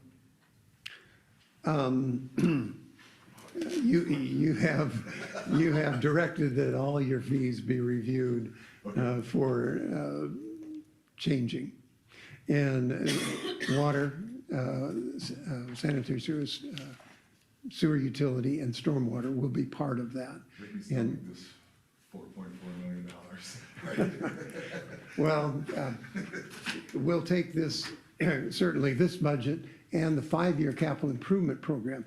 That's one of the reasons why it's created, to look down that road to see what the future expenditures are proposed to be and roll those into an analysis for fee structures. And sometimes you can fund everything by rates and sometimes you can't. Some consideration will be to be able to fund a bond payment for those future improvements rather than try to cash fund those. So that will be looked at once this budget and that 5-year capital improvement program are accepted. Then we can honestly take a look and make recommendations on fees for those utility funds.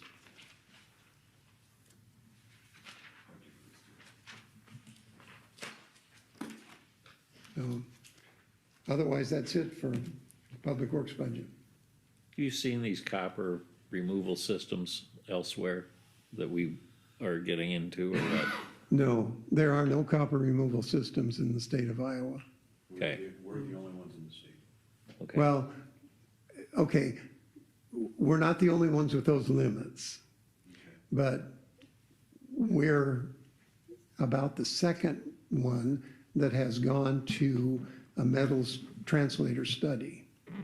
Now, removal of copper from wastewater would be extremely costly. You'd probably need to filter it.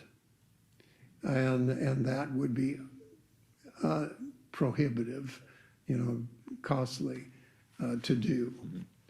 And so that's why we have taken the position so far to kick over every stone on our way to that answer.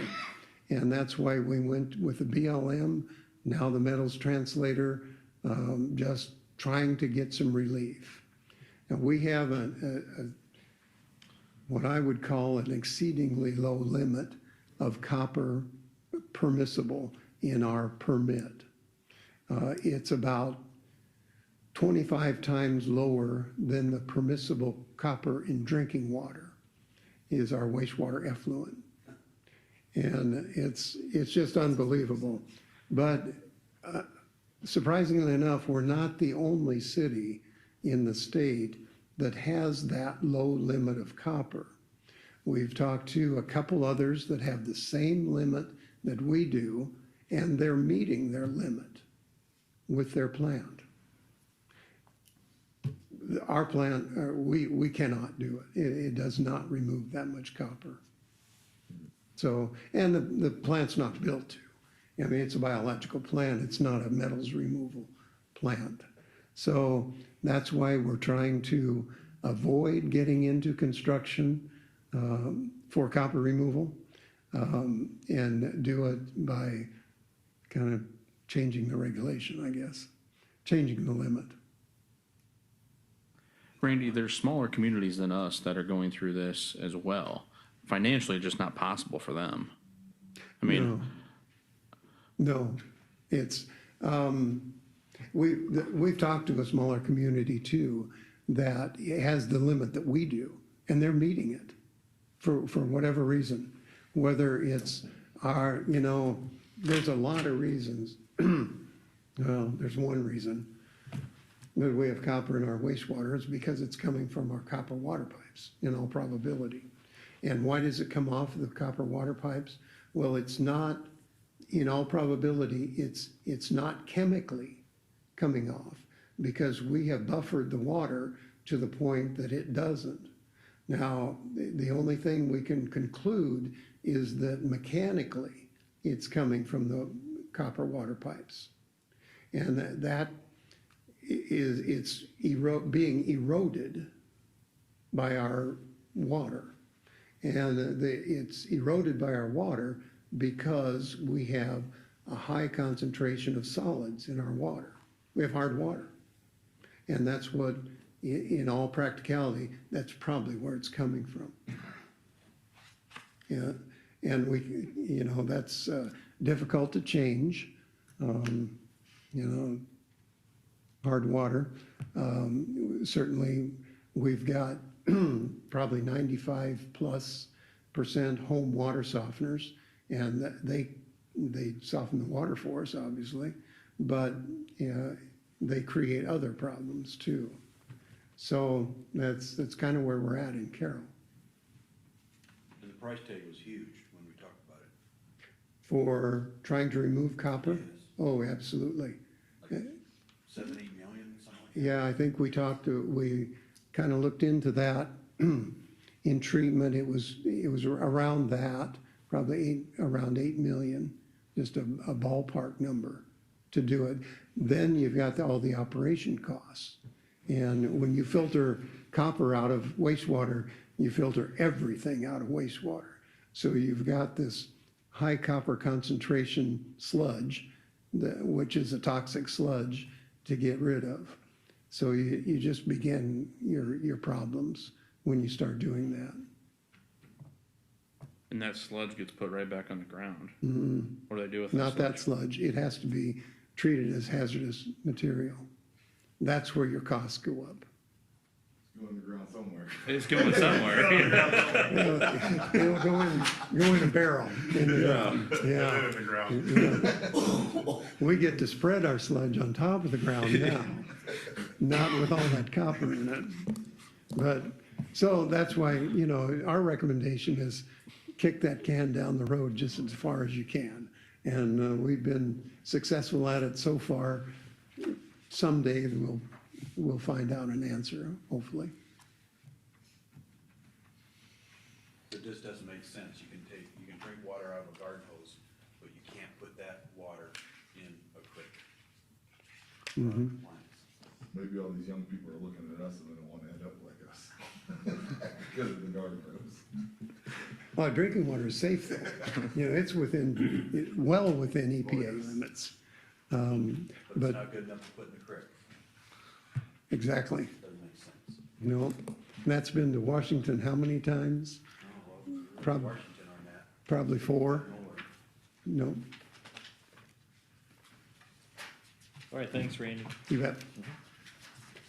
Break time? That's okay, yes. That's fine with me. Anybody else objecting? Nope. All right.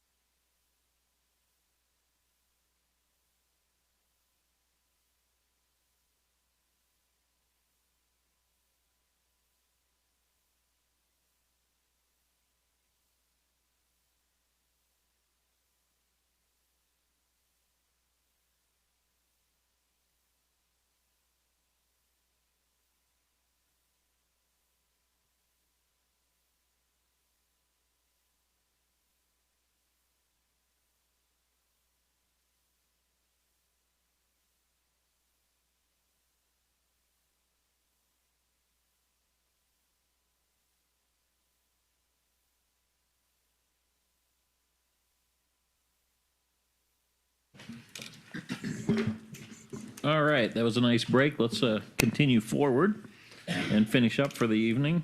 And we are at tab G in Public Works yet, or are we? Nope, we're done with public Other, works, so we're. oh, that's right, okay, other areas. Tab E. And Yep. who's, Yep, who knows I'll what take- about? I'll take the rest. Okay. There's about 5-6 pages here we Okay. to finish up for tonight. So, starting on tab E, page 49, this is the area that we call our health and social services budget, otherwise known as the outside agency funding requests that we get from the taxi program, Carroll Area Child Care, the foster grandparent program, RSVP, food pantry, new opportunities, and animal rescue. You can see what the fiscal '24, what was approved, and then fiscal '25, the city's recommendation to council. As you recall, animal rescue was here to ask for an increase. Staff did not recommend the increase, and it's showing level funding here. So with all those, right, all those got, didn't some of the others ask for higher increases too, or not? Not this year on Not these. these. Not these. Okay. So if it is the desire of council to change any of the funding requests, you just need to let us know, and we'll have to make some adjustments to the budget. What is taxi ticket sales? So the taxi program is for their discounted taxi tickets that get sold to the elderly and medically disabled individuals through Region 12. Well, it's a Region 12 program. We sell the tickets here at City Hall, Okay. and basically, it's a pass-through. They buy the tickets, and we get the money, and then we funnel it and then pay it to Region 12. And that taxi service, is it just for old, I guess? It is a specialized program, yes. Okay. It's not just for the general public. Yep, you have to be, I think it is 65 and older. I'm not sure if it's 60 or 65 and older. Oh, so it's like a taxi service that comes and picks them up at wherever they're We are at? providers in the community, and it can be a taxi that is a provider to the general public that will accept these tickets. And they have an agreement with Region 12 that they will get these tickets. Okay, And then, so the rider buys these discounted tickets and they give them a ticket, so they've already paid a part of it. The taxi program provider, the taxi driver, turns those into Region 12 and they supplement a little bit more of that ride.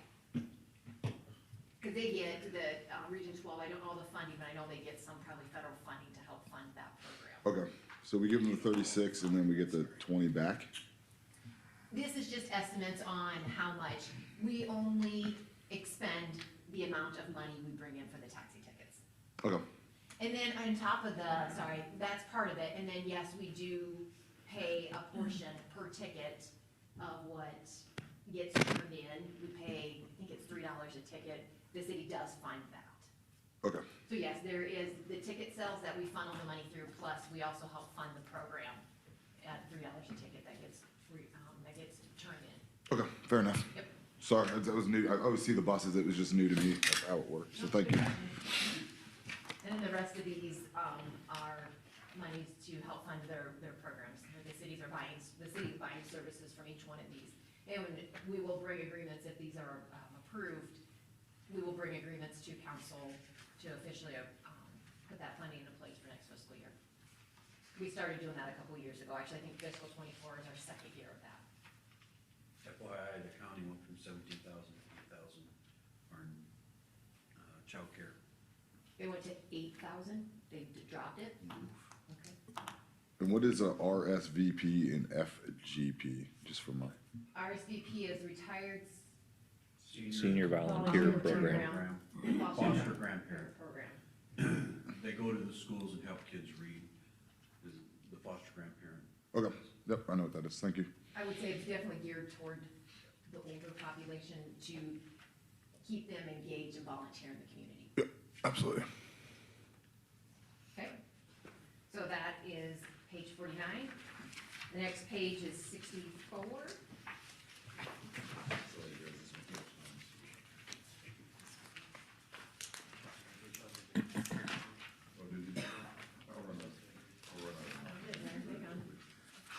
This is a section of the budget we call the Community and Economic Development. It includes the funding for Carroll County Growth Partnership. They were here and made a presentation and asked for an increase, and we did recommend the VAT increase. Then also some funding for housing projects. This was also, Region 12 was here to make a presentation to fund the housing program. And they asked for a $500 increase, and that was reflected as in this budget request or ask. Planning and zoning, this is a very small portion of the budget. This is, somebody files an application for a rezoning or a variance for Board of Adjustment. There's a small application fee we charge to help cover our administrative time to go through that process.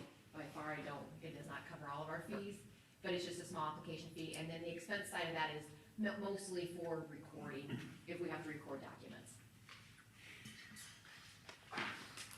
And that is the small portion of the community economic development that comes out of the general fund. Okay, I do have a couple questions on this. Okay. So, the increase went up on the economic development side. But one of the questions I think I asked Kimberly was, on the Hub 712, they have a grant to employ the person that's running that. After the 2.5 years, they have to find funding for that. Okay. My worry and fear is, where are they coming up with that difference? Does that become a city employee, or is that person without a job? At this point in time, that person would be out of a job. So my question to that would, what are they gonna do in 2.5 years? That's my worry. What is that person gonna do in 2.5 years? They know they're without a job in 2.5 years. Are they coming back asking for supplement for that position? I think that position is gonna be more grant fund available because of the position and what it's doing with small jobs or small businesses and stuff like that. So I think it's gonna be much more opportunistic for funding outside of the city. And I think that would be something I would be more in favor of funding through a grant program than I would be, all right, the city's gonna start taking this on too. I guess in 2 years, you'd have to wait to see what kind of economic development it creates. It doesn't, and if it doesn't, then that's pretty simple story. And if they're gonna ask for money, they gotta ask for a lot of people, because it's every county that touches the Carroll County is involved in this. Yeah, Hub 712. Yeah. They've got a lot of people to ask for money if they're gonna ask. I thought this increase was to pay for that salary. Not that, That's different. The Okay. increase that they're asking for is to, like, current employee retainment, right? Current employee, so it However, was didn't they retained. just lose one of their employees recently? yes, the person that is our economic development focus has resigned. And so we're gonna have to go back and look at what this next, cause it'll require a new focus on what this person is gonna do. And I think through IEDA's discussion with us for the downtown assessment, and stuff like that, IEDA was recommending more of a city planner type position / economic development, probably some grant writing stuff also. So there will be a kind of a fund to look at to see grants. So they have to redesign that position, is that what you're saying? Yeah. Because Kimberly that, I mean, and that was for job coach, I mean, wasn't his job hired to kind of head the job coach, retail coach, sorry? It was part of. that was before me, so I don't know exactly what that was hired for. That was $20,000 of his salary was for that, so he did more than just that. But yes, it was. So I guess the question that I would have is, at this point, they're gonna absorb his salary, correct? And retail coach is gone. And retail coach is gone, so No. therefore. Yeah, it but should be- retail coach was a different Okay, so we 50,000. spent $50,000 on retail coach. 20,000 was for his wages to administer, and 30,000 was to work with the guy in Texas. So that 50,000's gone, and they're asking for that 20,000 from us that we paid through retail coach. So who paid the other part of his salary then, if he only made 20,000 a year? Yeah, well, the county, they give them, what, I think the county gives like, we give 82, and I think the county gives 87,000. to that CCGP, and then they have dues Yeah. that they collect from, members of that CCGP. We supplemented his We just salary. supplemented Yeah, with the we 20. just supplemented, Yeah, it wasn't completely funded. Right. So strictly now they through just us. want that 20 from, Yes. well, So if okay. I'm clear, we're getting somebody on, we lost one, now we're getting one on like a grant, not a grant, but through, isn't somebody coming? And then, Those two different That's things. two There- different Up jobs. 712 is not connected with the city of Carroll or Carroll County. It's a multi-county thing. It's It's a, entrepreneur. yeah, it's a job incubator type program where they've got a, what did they call her? Essentially a coach to help with New entrepreneurs. entrepreneurs and Yeah. businesses. And That's what they're- Hub 712 is, and that's completely And to more help or less existing businesses, grant too. funded. And then there's the position that Matt Miners held, or still holds until middle of this month. That was the economic development slash grant slash,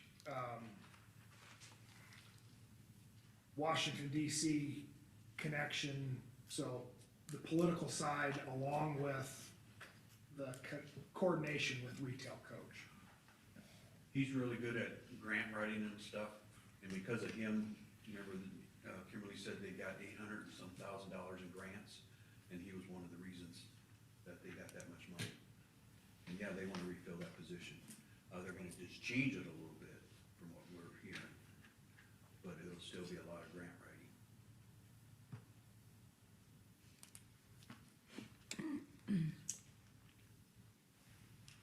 Okay. So we were basically paying, So Region 12 does grant writing. Yes. For a lot of folks, yes. I don't think they do it for, businesses, do they? For development, economic development? I'm not sure if they do them for specific businesses, but that's kind of what Matt helped us with our application for. Oh, what was that program? We didn't get it, but he helped write it. Right in Iowa. Thriving Communities Right. grant.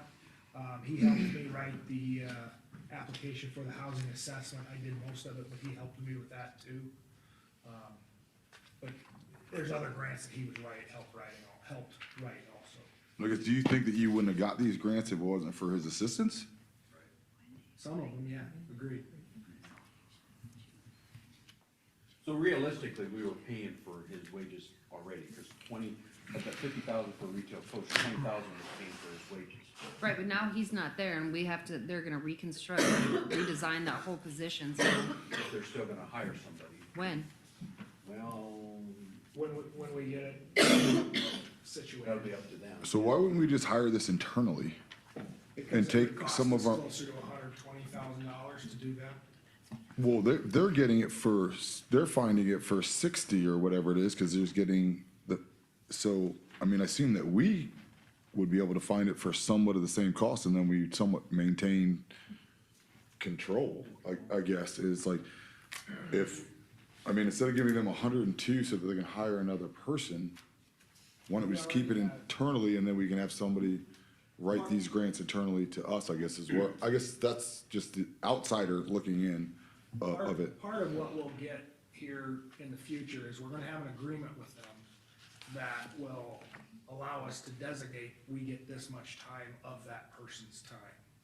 I think that's kinda how we're going down the road with how IEDA kind of sees that position working. I kinda like following Jim Thompson's lead on that. So, So, Again, why wouldn't we hire the person then, and then they pay us for the person? Like, why would we have them be the other person if it's gonna be the timing, you know what I mean? Because there's a number value equated to this individual.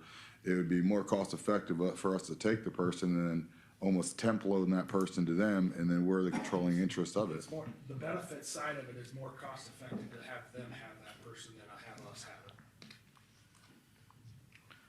couple of questions I would have on it is, what does the county put into this? 87,000. What do the individual towns that utilize this position put into it? I think we were told nothing, Yeah. zero, They pay memberships, but they don't expect nearly as much out of it as what. but they benefit from it They do, yeah. on the city But of they Carroll's also- dime. well, the county pays in, so that's kind Well. of the county's. That's some of the small town argument. You got, when they understand that we get more of a priority than they do when it comes to something like this. Sorry, Kyle, I cut you off. No, it's all good. Any other Did questions? you have a question? Did we get yours answered?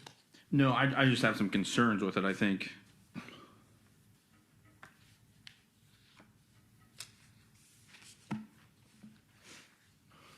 If I'm the outside looking in, do I go to the city to find help, or do I go to the chamber to find help? Depending on what's your question. And, well, this will lead into it. My frustration is when I'm on the street and somebody comes up and says, well, that got shut down before it even made it anywhere. And it's typically, we hear about it after the fact. I feel like sometimes we get left out as council people. I've been a true believer of if there's a deal that's there or close to being there, we should know about it to try to make something come together. Like a business or, Well, You're looking at your return on investment on this $20,000 that's going into it to make sure that we can have something when, come to fruition. Or 80. That's why the It's what- contract's It's written, 80, I mean, it's really 80. requiring them to work with But- us. I'm the one that's involved in those discussions. And then when I have the opportunity, I bring them to you.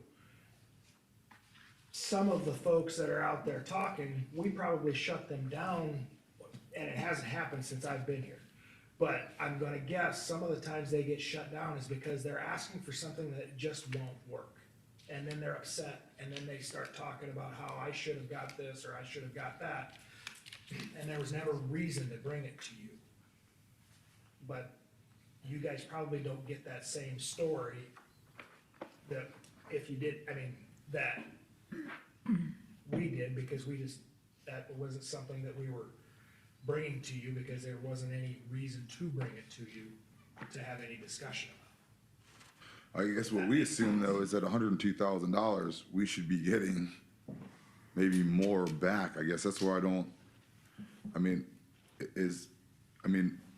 a membership I think is $500. I'm paying $102,000, I guess is where I'm at. Like, I mean, the math doesn't, I guess maybe the math's not equating, and we've talked about it as well. I don't think the math is equating to us as far as where we're ending up. You know what I mean? Where Breeda's doing $500 and we're doing Rita 102, doesn't you get know? nearly as much support as we do. Where Brita, in fact, gets very little because they're not I don't know if they're a chamber member. Okay, well, I mean, Or a any member of the, CCGP, yeah, any of, I whereas guess, yeah. Bannon puts some things in, and they get some assistance, but I think they get more assistance probably from Region 12 on some of their housing stuff than what they're getting from CCGP. But then Yeah, Manning's a good example that they don't find awesome things going on down there. And they're contributing $500 and we're contributing $100.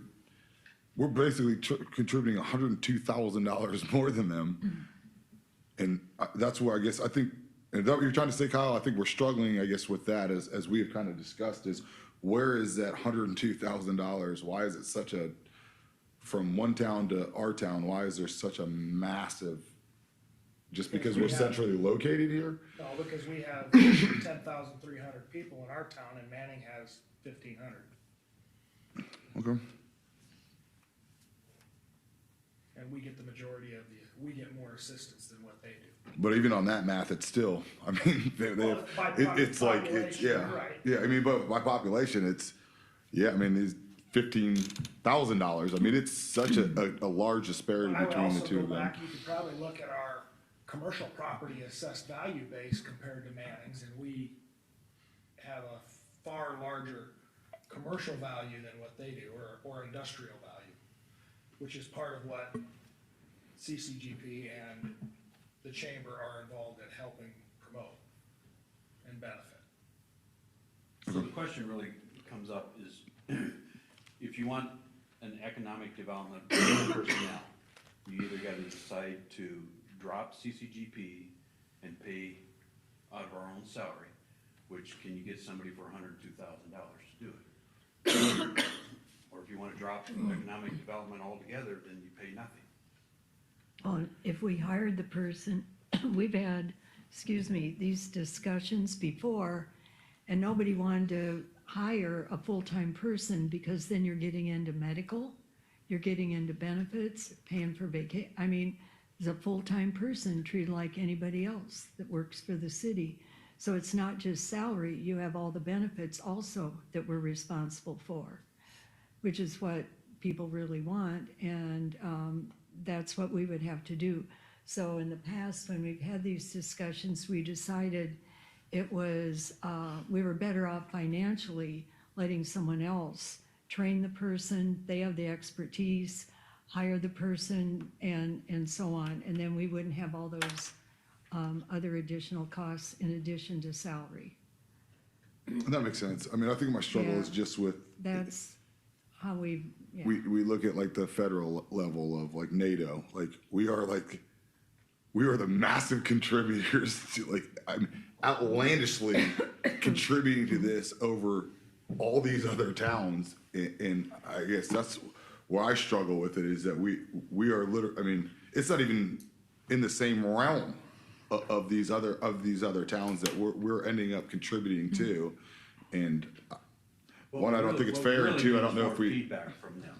Yeah, Well, one, yeah. and what are they giving, what are we getting for the 102,000? Like, I mean, kinda like Kyle said, I we think- sit here and we hand out the $82,000, but yet we don't get any information back on what that $82,000 is going to, And what that has been- businesses. Yeah, that has been brought up, and we've talked about that, and, you know, Yeah, that's something. they've been aware of that, and I think they're probably gonna start, you gotta be a little careful on this stuff.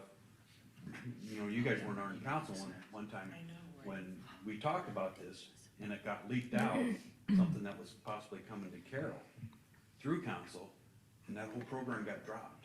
While I understand that, when us as council people are out on the street and we're hearing that we're getting a new business in town and I have no idea what it is, then it's a little Yeah. disappointing to know that somebody from obviously their organization has gone out and leaked that information before us as council people are aware. Yeah, they need to know they need to report more to us. And government as a whole is a leaky faucet. I mean, I at least live in Washington D.C. and like, I mean, the best kept secret is a secret you told yesterday. You know what I mean? Like, or the worst told secret. You know, I mean, that's just the nature of the business. And so, I think just Yeah. holding their feet to the fire a little bit, like show me some progression. Like, what are we getting for a dollar that we're spending? I'm not saying it's wrong to spend money. I mean, you got to spend money to make it and to get something in return. But if I would hire this person at my business, what are you bringing me in return at the end of the day? That's something Kimberly and I have talked about, and that was definitely the lack of communication before Kimberly got there. Yeah. And that's what she's working on getting better at from their perspective. And that's something that she and I are trying to work at better also, so that we make sure that you guys get more information as to what's going on. And our previous city manager wasn't doing that also. So you're looking for more transparency. See, and in the future, I don't want names, just tell me Project A is looking for this and this is what they would want. Well, Could we come up with an idea for that? here's what We I've don't care talked who to they are. Kimberly about, and that is more accountability, because that's been lacking, and she is all on board. And then more frequent, show up at the council meeting, then it's the public, us, and so on. So I've told her, communication, accountability, let us know what you're doing, what are we getting, you know, bang for the buck, so to we should want speak. these other. And she will do it, she really will, she's happy to. It just We takes put a our long 102 road out there. to- We should want these other communities to be like, man, Carroll's putting 102.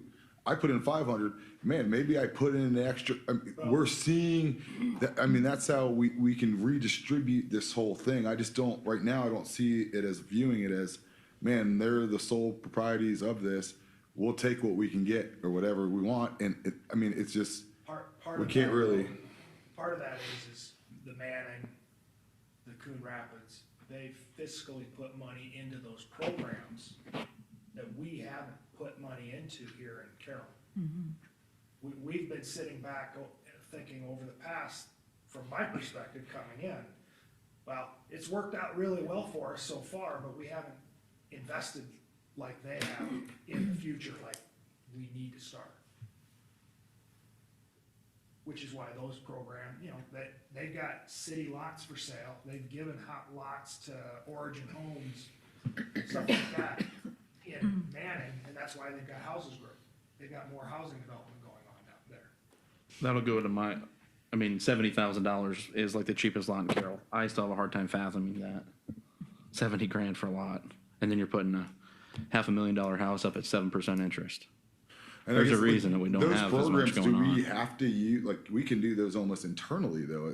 Again, I get back to, that's where I kind of struggle with it, is that we can internally do a lot of these programs, because all these other cities are doing it internally. Like, Correct. we have, like, we're gonna, like, way separated, where we got The difference- council, we got CCGP, we got, I mean, after CCGP, I mean, we'll have, I mean, is what net, you know, You're probably gonna spend. Carroll City Growth Park, like, I mean, we You're can gonna move spend this more all than the way $150,000. down the road, you know? The difference is in Manning, the city administrator spends a lot of time on economic development, which I spend some time on economic development too, but I would contend that I'm probably a little busier in other things also than what the city of Manning has. Yes. So that's why that position's necessary to have, because we need somebody else doing those things also. Doing some of the smaller things or whatever, and then it brings Aaron in to start talking about, all right, what are our programs that we can and can't do and what we have available to us.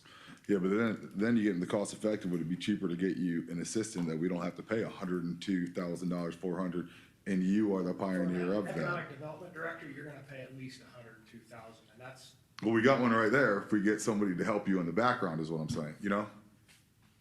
you're gonna pay more than that. Just knowing the economics, an economic development director or somebody, cause there's still gotta be administration on the other side of that too. So, to have an economic development director, it's gonna cost you a chunk of money. I understood you to say that we would be the only city to have a contracted requirement of them working for us. Yes, Right, so that is an advantage we would have for the extra money, correct. right? So there'd be an There is an agreement. So that's that we're kind of important to make working sure that towards. we, Yes, that we see that and make sure Yeah. that that's beneficial to us. yep. In what That'd proportion? be something Rita wouldn't have or any of these $500 And towns. let's move even past that. What proportion of other cities, and it doesn't have to be right around here, are paying that much to their chamber versus other cities, if that makes sense? I mean, are we proportionally on the same level I mean, you could pick like a Burlington, are we on the same level as a, you know? I can't give you those numbers Yeah. exactly, cause typically they don't promote that too much out there, but every community I've been in, But I assume it's on a City. public record. the city has been the primary economic revenue person or revenue generator for CCGP or the Fairfield Economic Development. Yeah, like I wanna see what the Spencers and the Waverly and the what proportion are they paying towards these things? Like, I mean, these are the cities that we are around, and try to be like, where are they at in this realm of amount that they're spending versus members paying and everything else like that? I think that would help all of us probably stomach the $102,000 A lot better, of them maybe. don't even have that CCGP. Yeah. A lot of cities don't have that. They have And this the is a county county thing. consortium up there going from Buena Vista County up Spencer. And I see where you're going, but I think we'd always be comparing apples to oranges, because everybody has different needs, different demographics. You're talking about geographic areas, certain assets, detriments. So it'd really be hard to make a real direct comparison regarding, oh, there's a model for us at such and such a place. So we need to work with CCGP because they can cut, they know us, they've worked with us, and Kimberly she's new, and believe me, what she has done to bring in grant money, the 800,000, et cetera, she presented, nobody else has ever done what she has been achieving.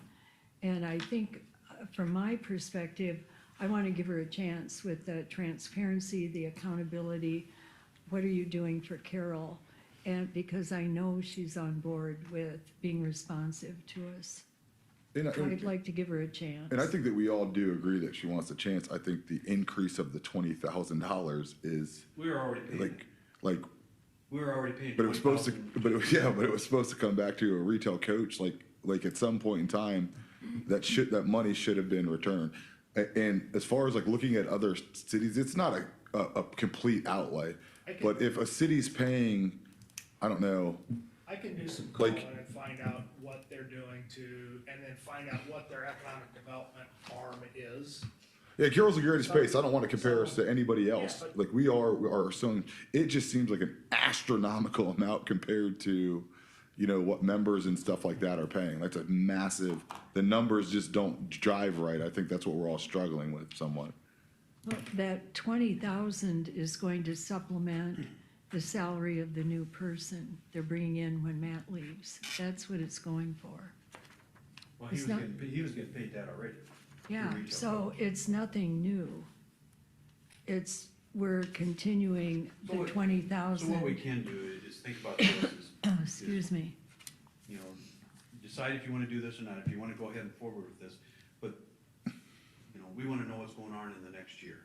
A year from now, if we don't feel that we're getting anything out of CCGP in this hunt, then we can make a decision, but, if you don't wanna do it, then we gotta figure out how to hire somebody here pretty quick. Unless you don't want economic development, you gotta decide that.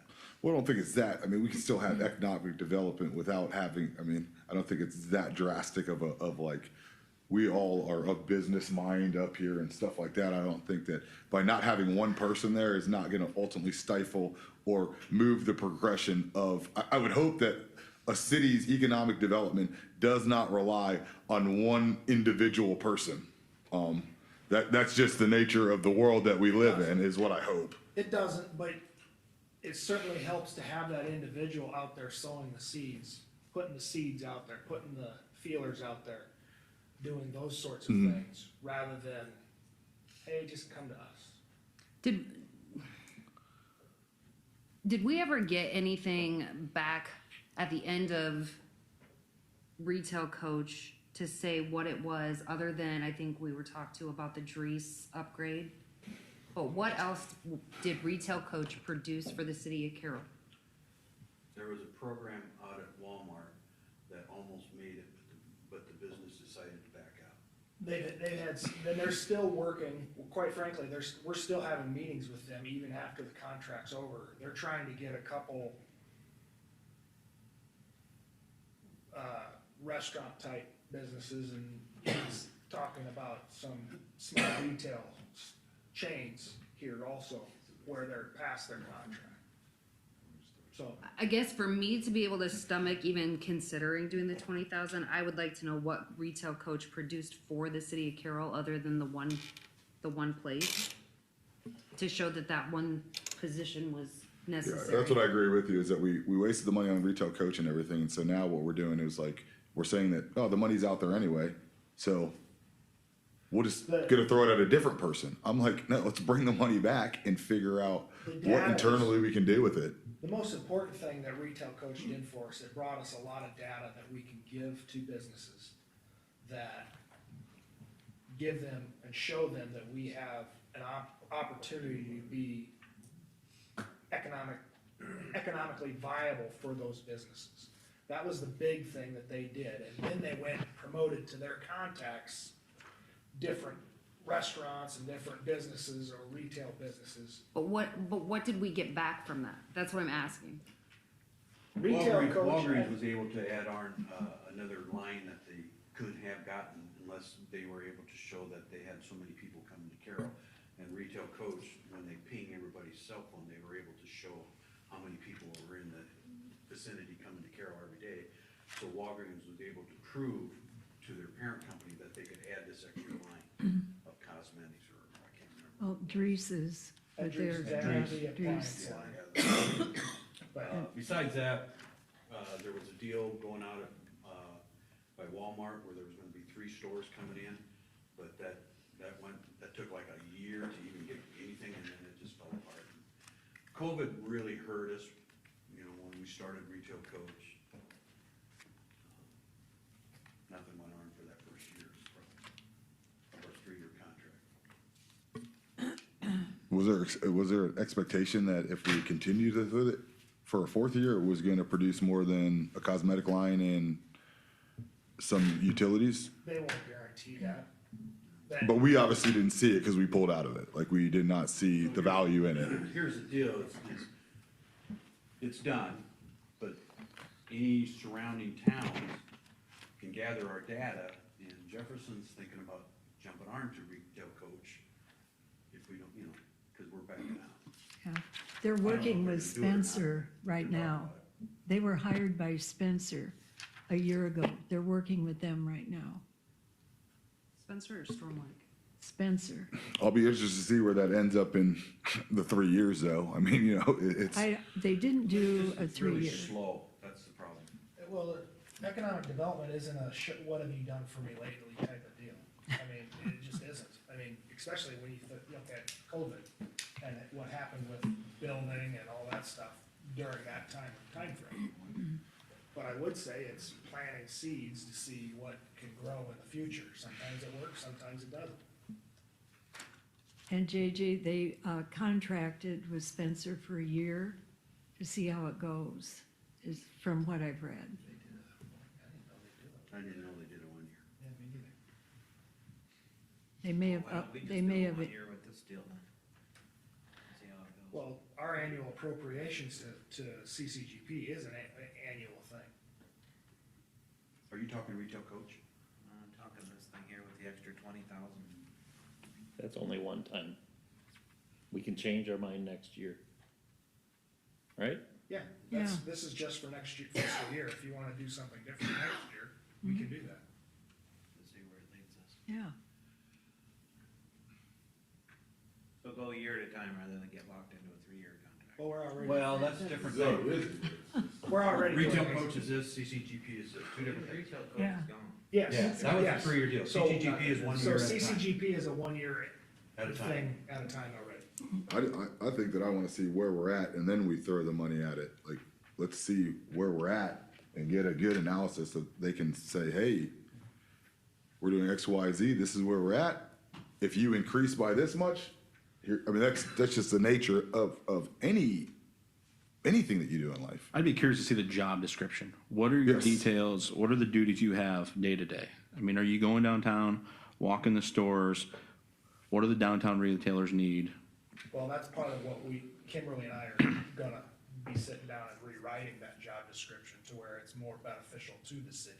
Cause there's 4 of them in there right now, I believe, right? 4, it's, Well, 2 of them are primarily, two of them are primarily, chamber. Kimberly oversees both, and then Matt Miners was mostly CCGP. And then they're talking about administrative, part-time staff up front. so there's 3 of them that should all be somewhat versed in grant writing and things of that nature, right? I mean, No, Matt was the only one that I know. Yeah, grant writing's a bit of a specialized area. So, if Matt's kind of employed by CCGP, is there a way to see CCGP's budget? This is what your income is, and this is what our expenses are. Yeah, Yeah, they do that presentation.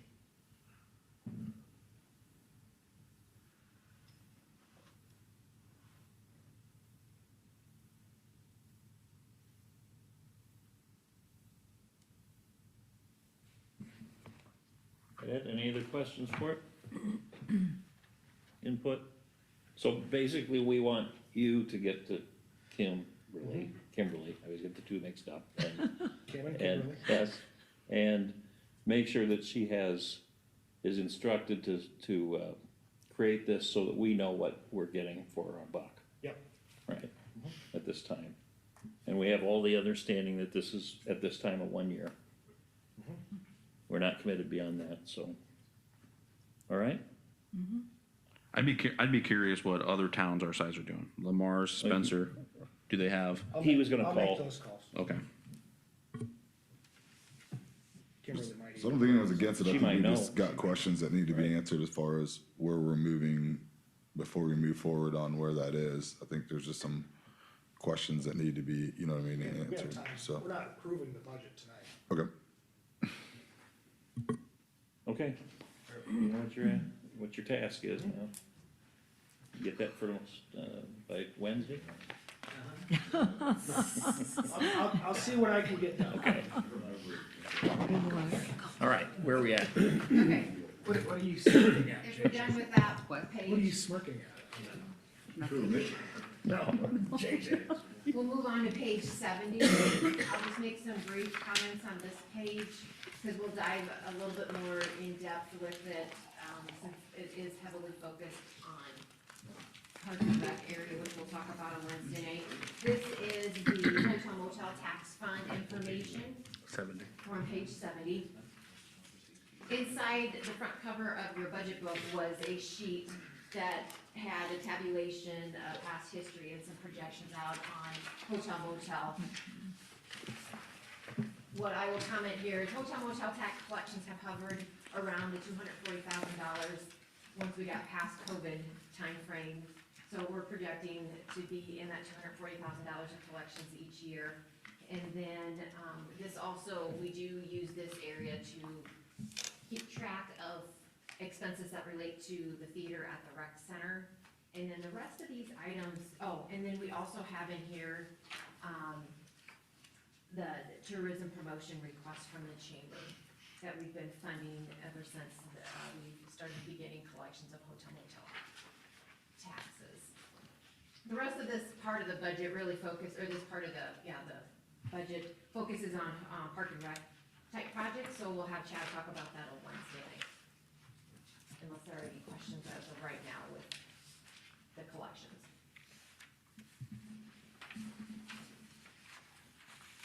If not, the next page is, the 71, is the electric franchise fee.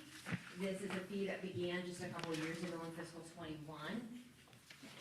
It is on your gas utility with Alliant Energy.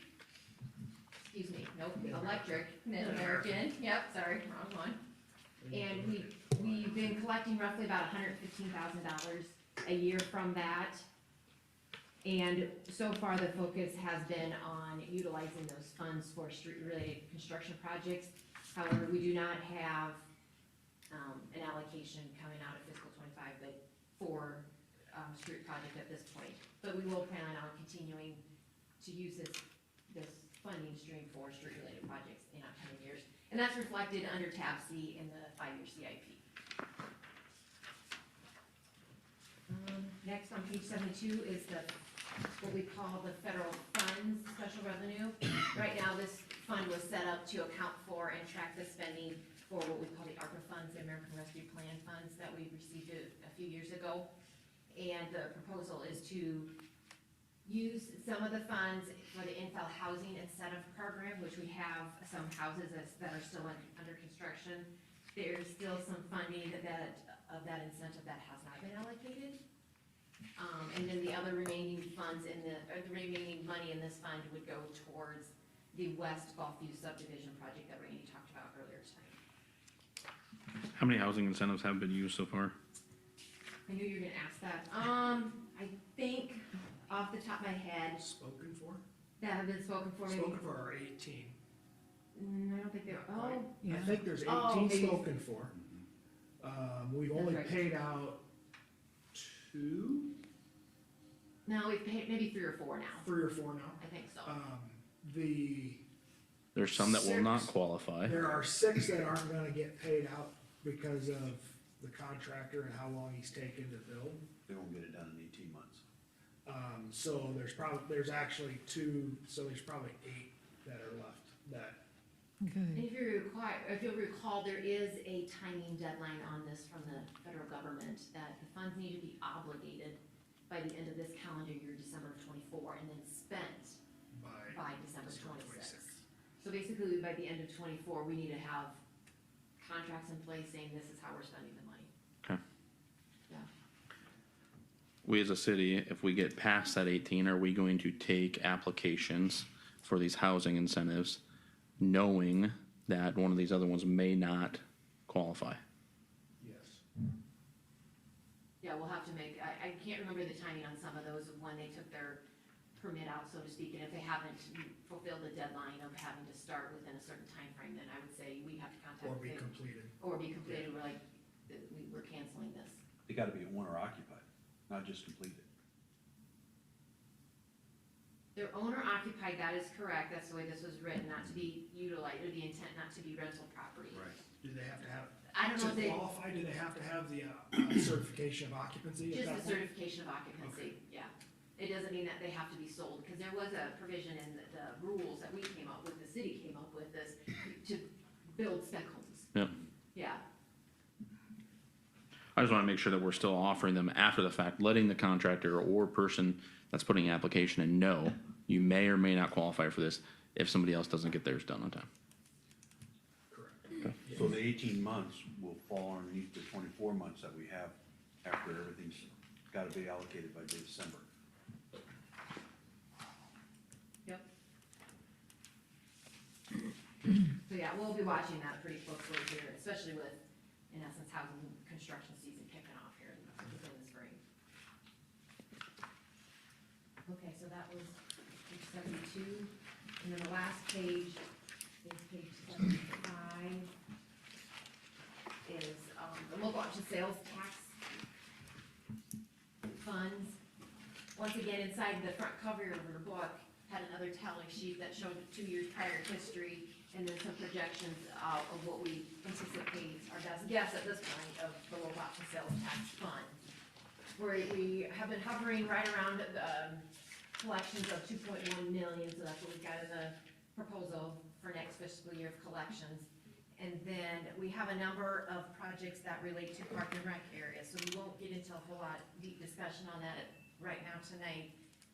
We'll let Chad talk about his stuff on Wednesday night. A couple of the items that do not relate to park and rec would include the Region 12 housing contract that we entered in recently with Region 12, the 30,000 per house, or rehab of housing or new housing on vacant lots.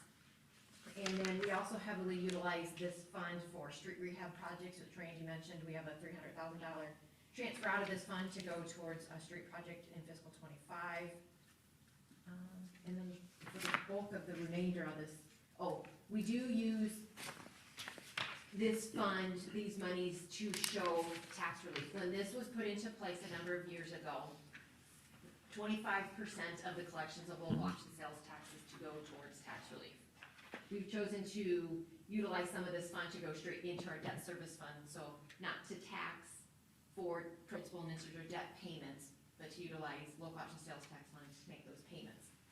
Then we also have a rec center debt payment. When we started that project, we issued some debt, and so we're utilizing these funds, this funding stream, to pay for that debt service payment on that particular debt issuance. Are there other questions outside of the park and rec areas and local option sales tax? We are projecting to have a balance in this fund at about 1.5 million at the end of fiscal '25. We've had some internal discussions about just some of projects. I mean, council has thrown out a lot of different ideas or things that they would like to see done, maybe in the realm of economic development. This would give us an opportunity, if something came forward or we needed to be a grant match for something, we would have a funding stream or some availabilities to be able to do that. This is also a fund where if we were to get a catalyst grant, we would take that $100,000 and match that out of this fund also.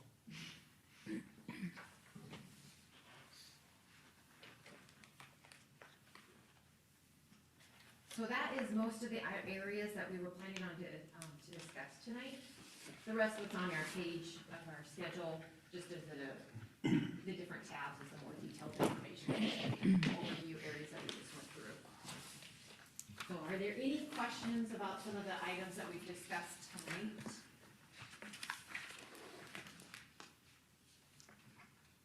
If not, the plan for Wednesday night is to begin the meeting about 5:15 or at 5:15, and we will focus in on the fire department, the building department, library, and then everything Parks and Rec.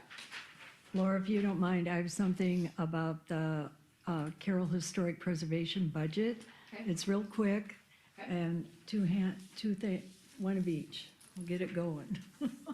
Keep the energy going.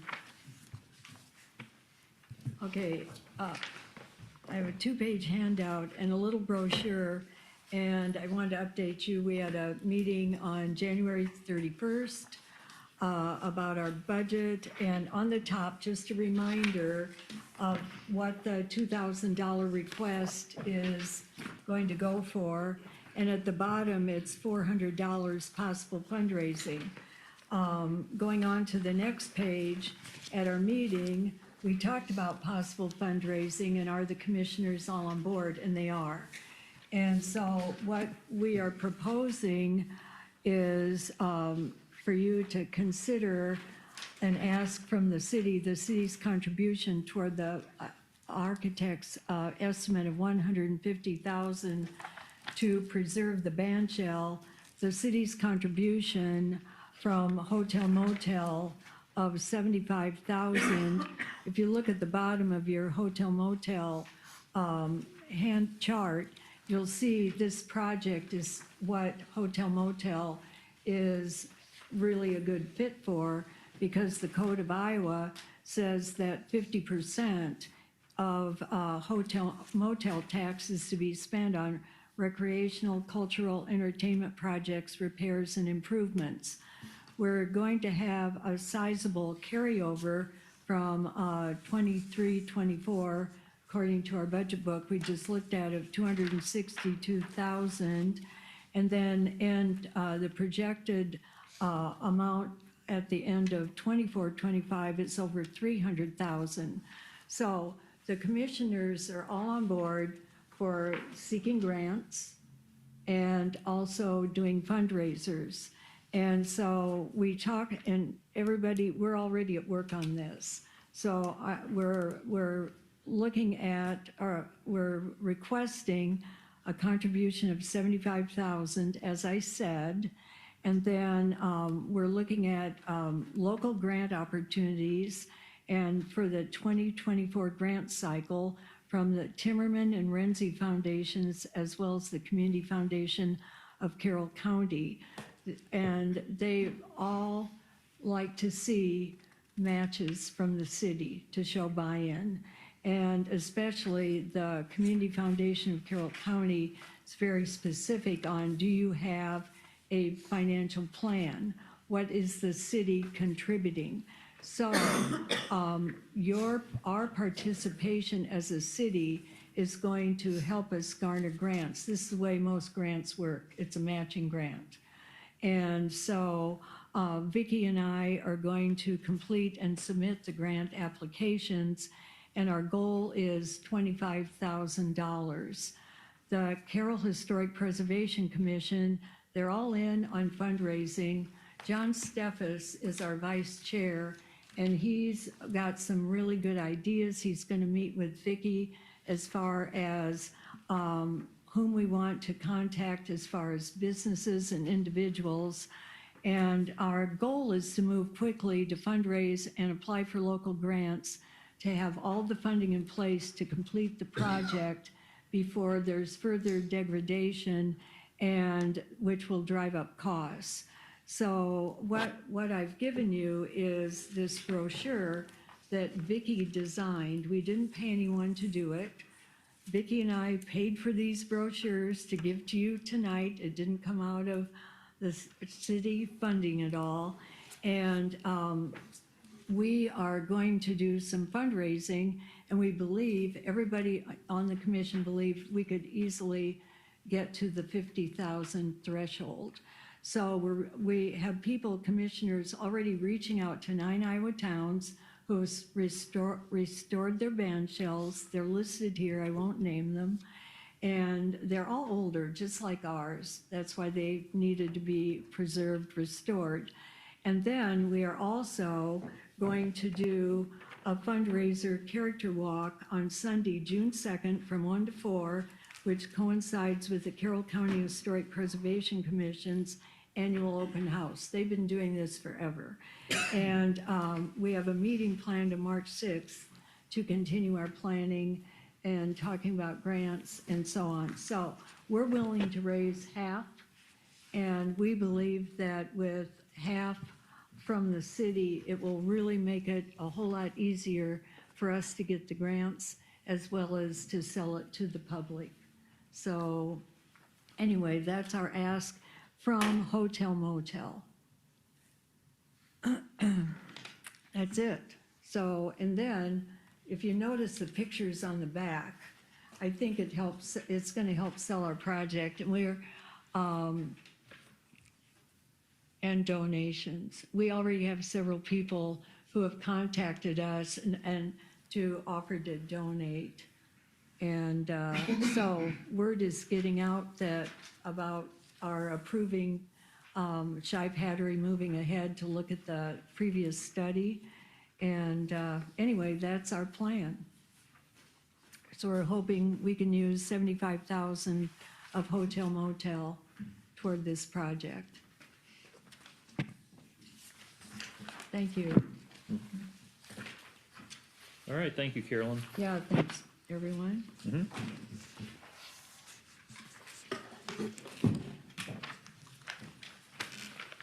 Okay, anything else?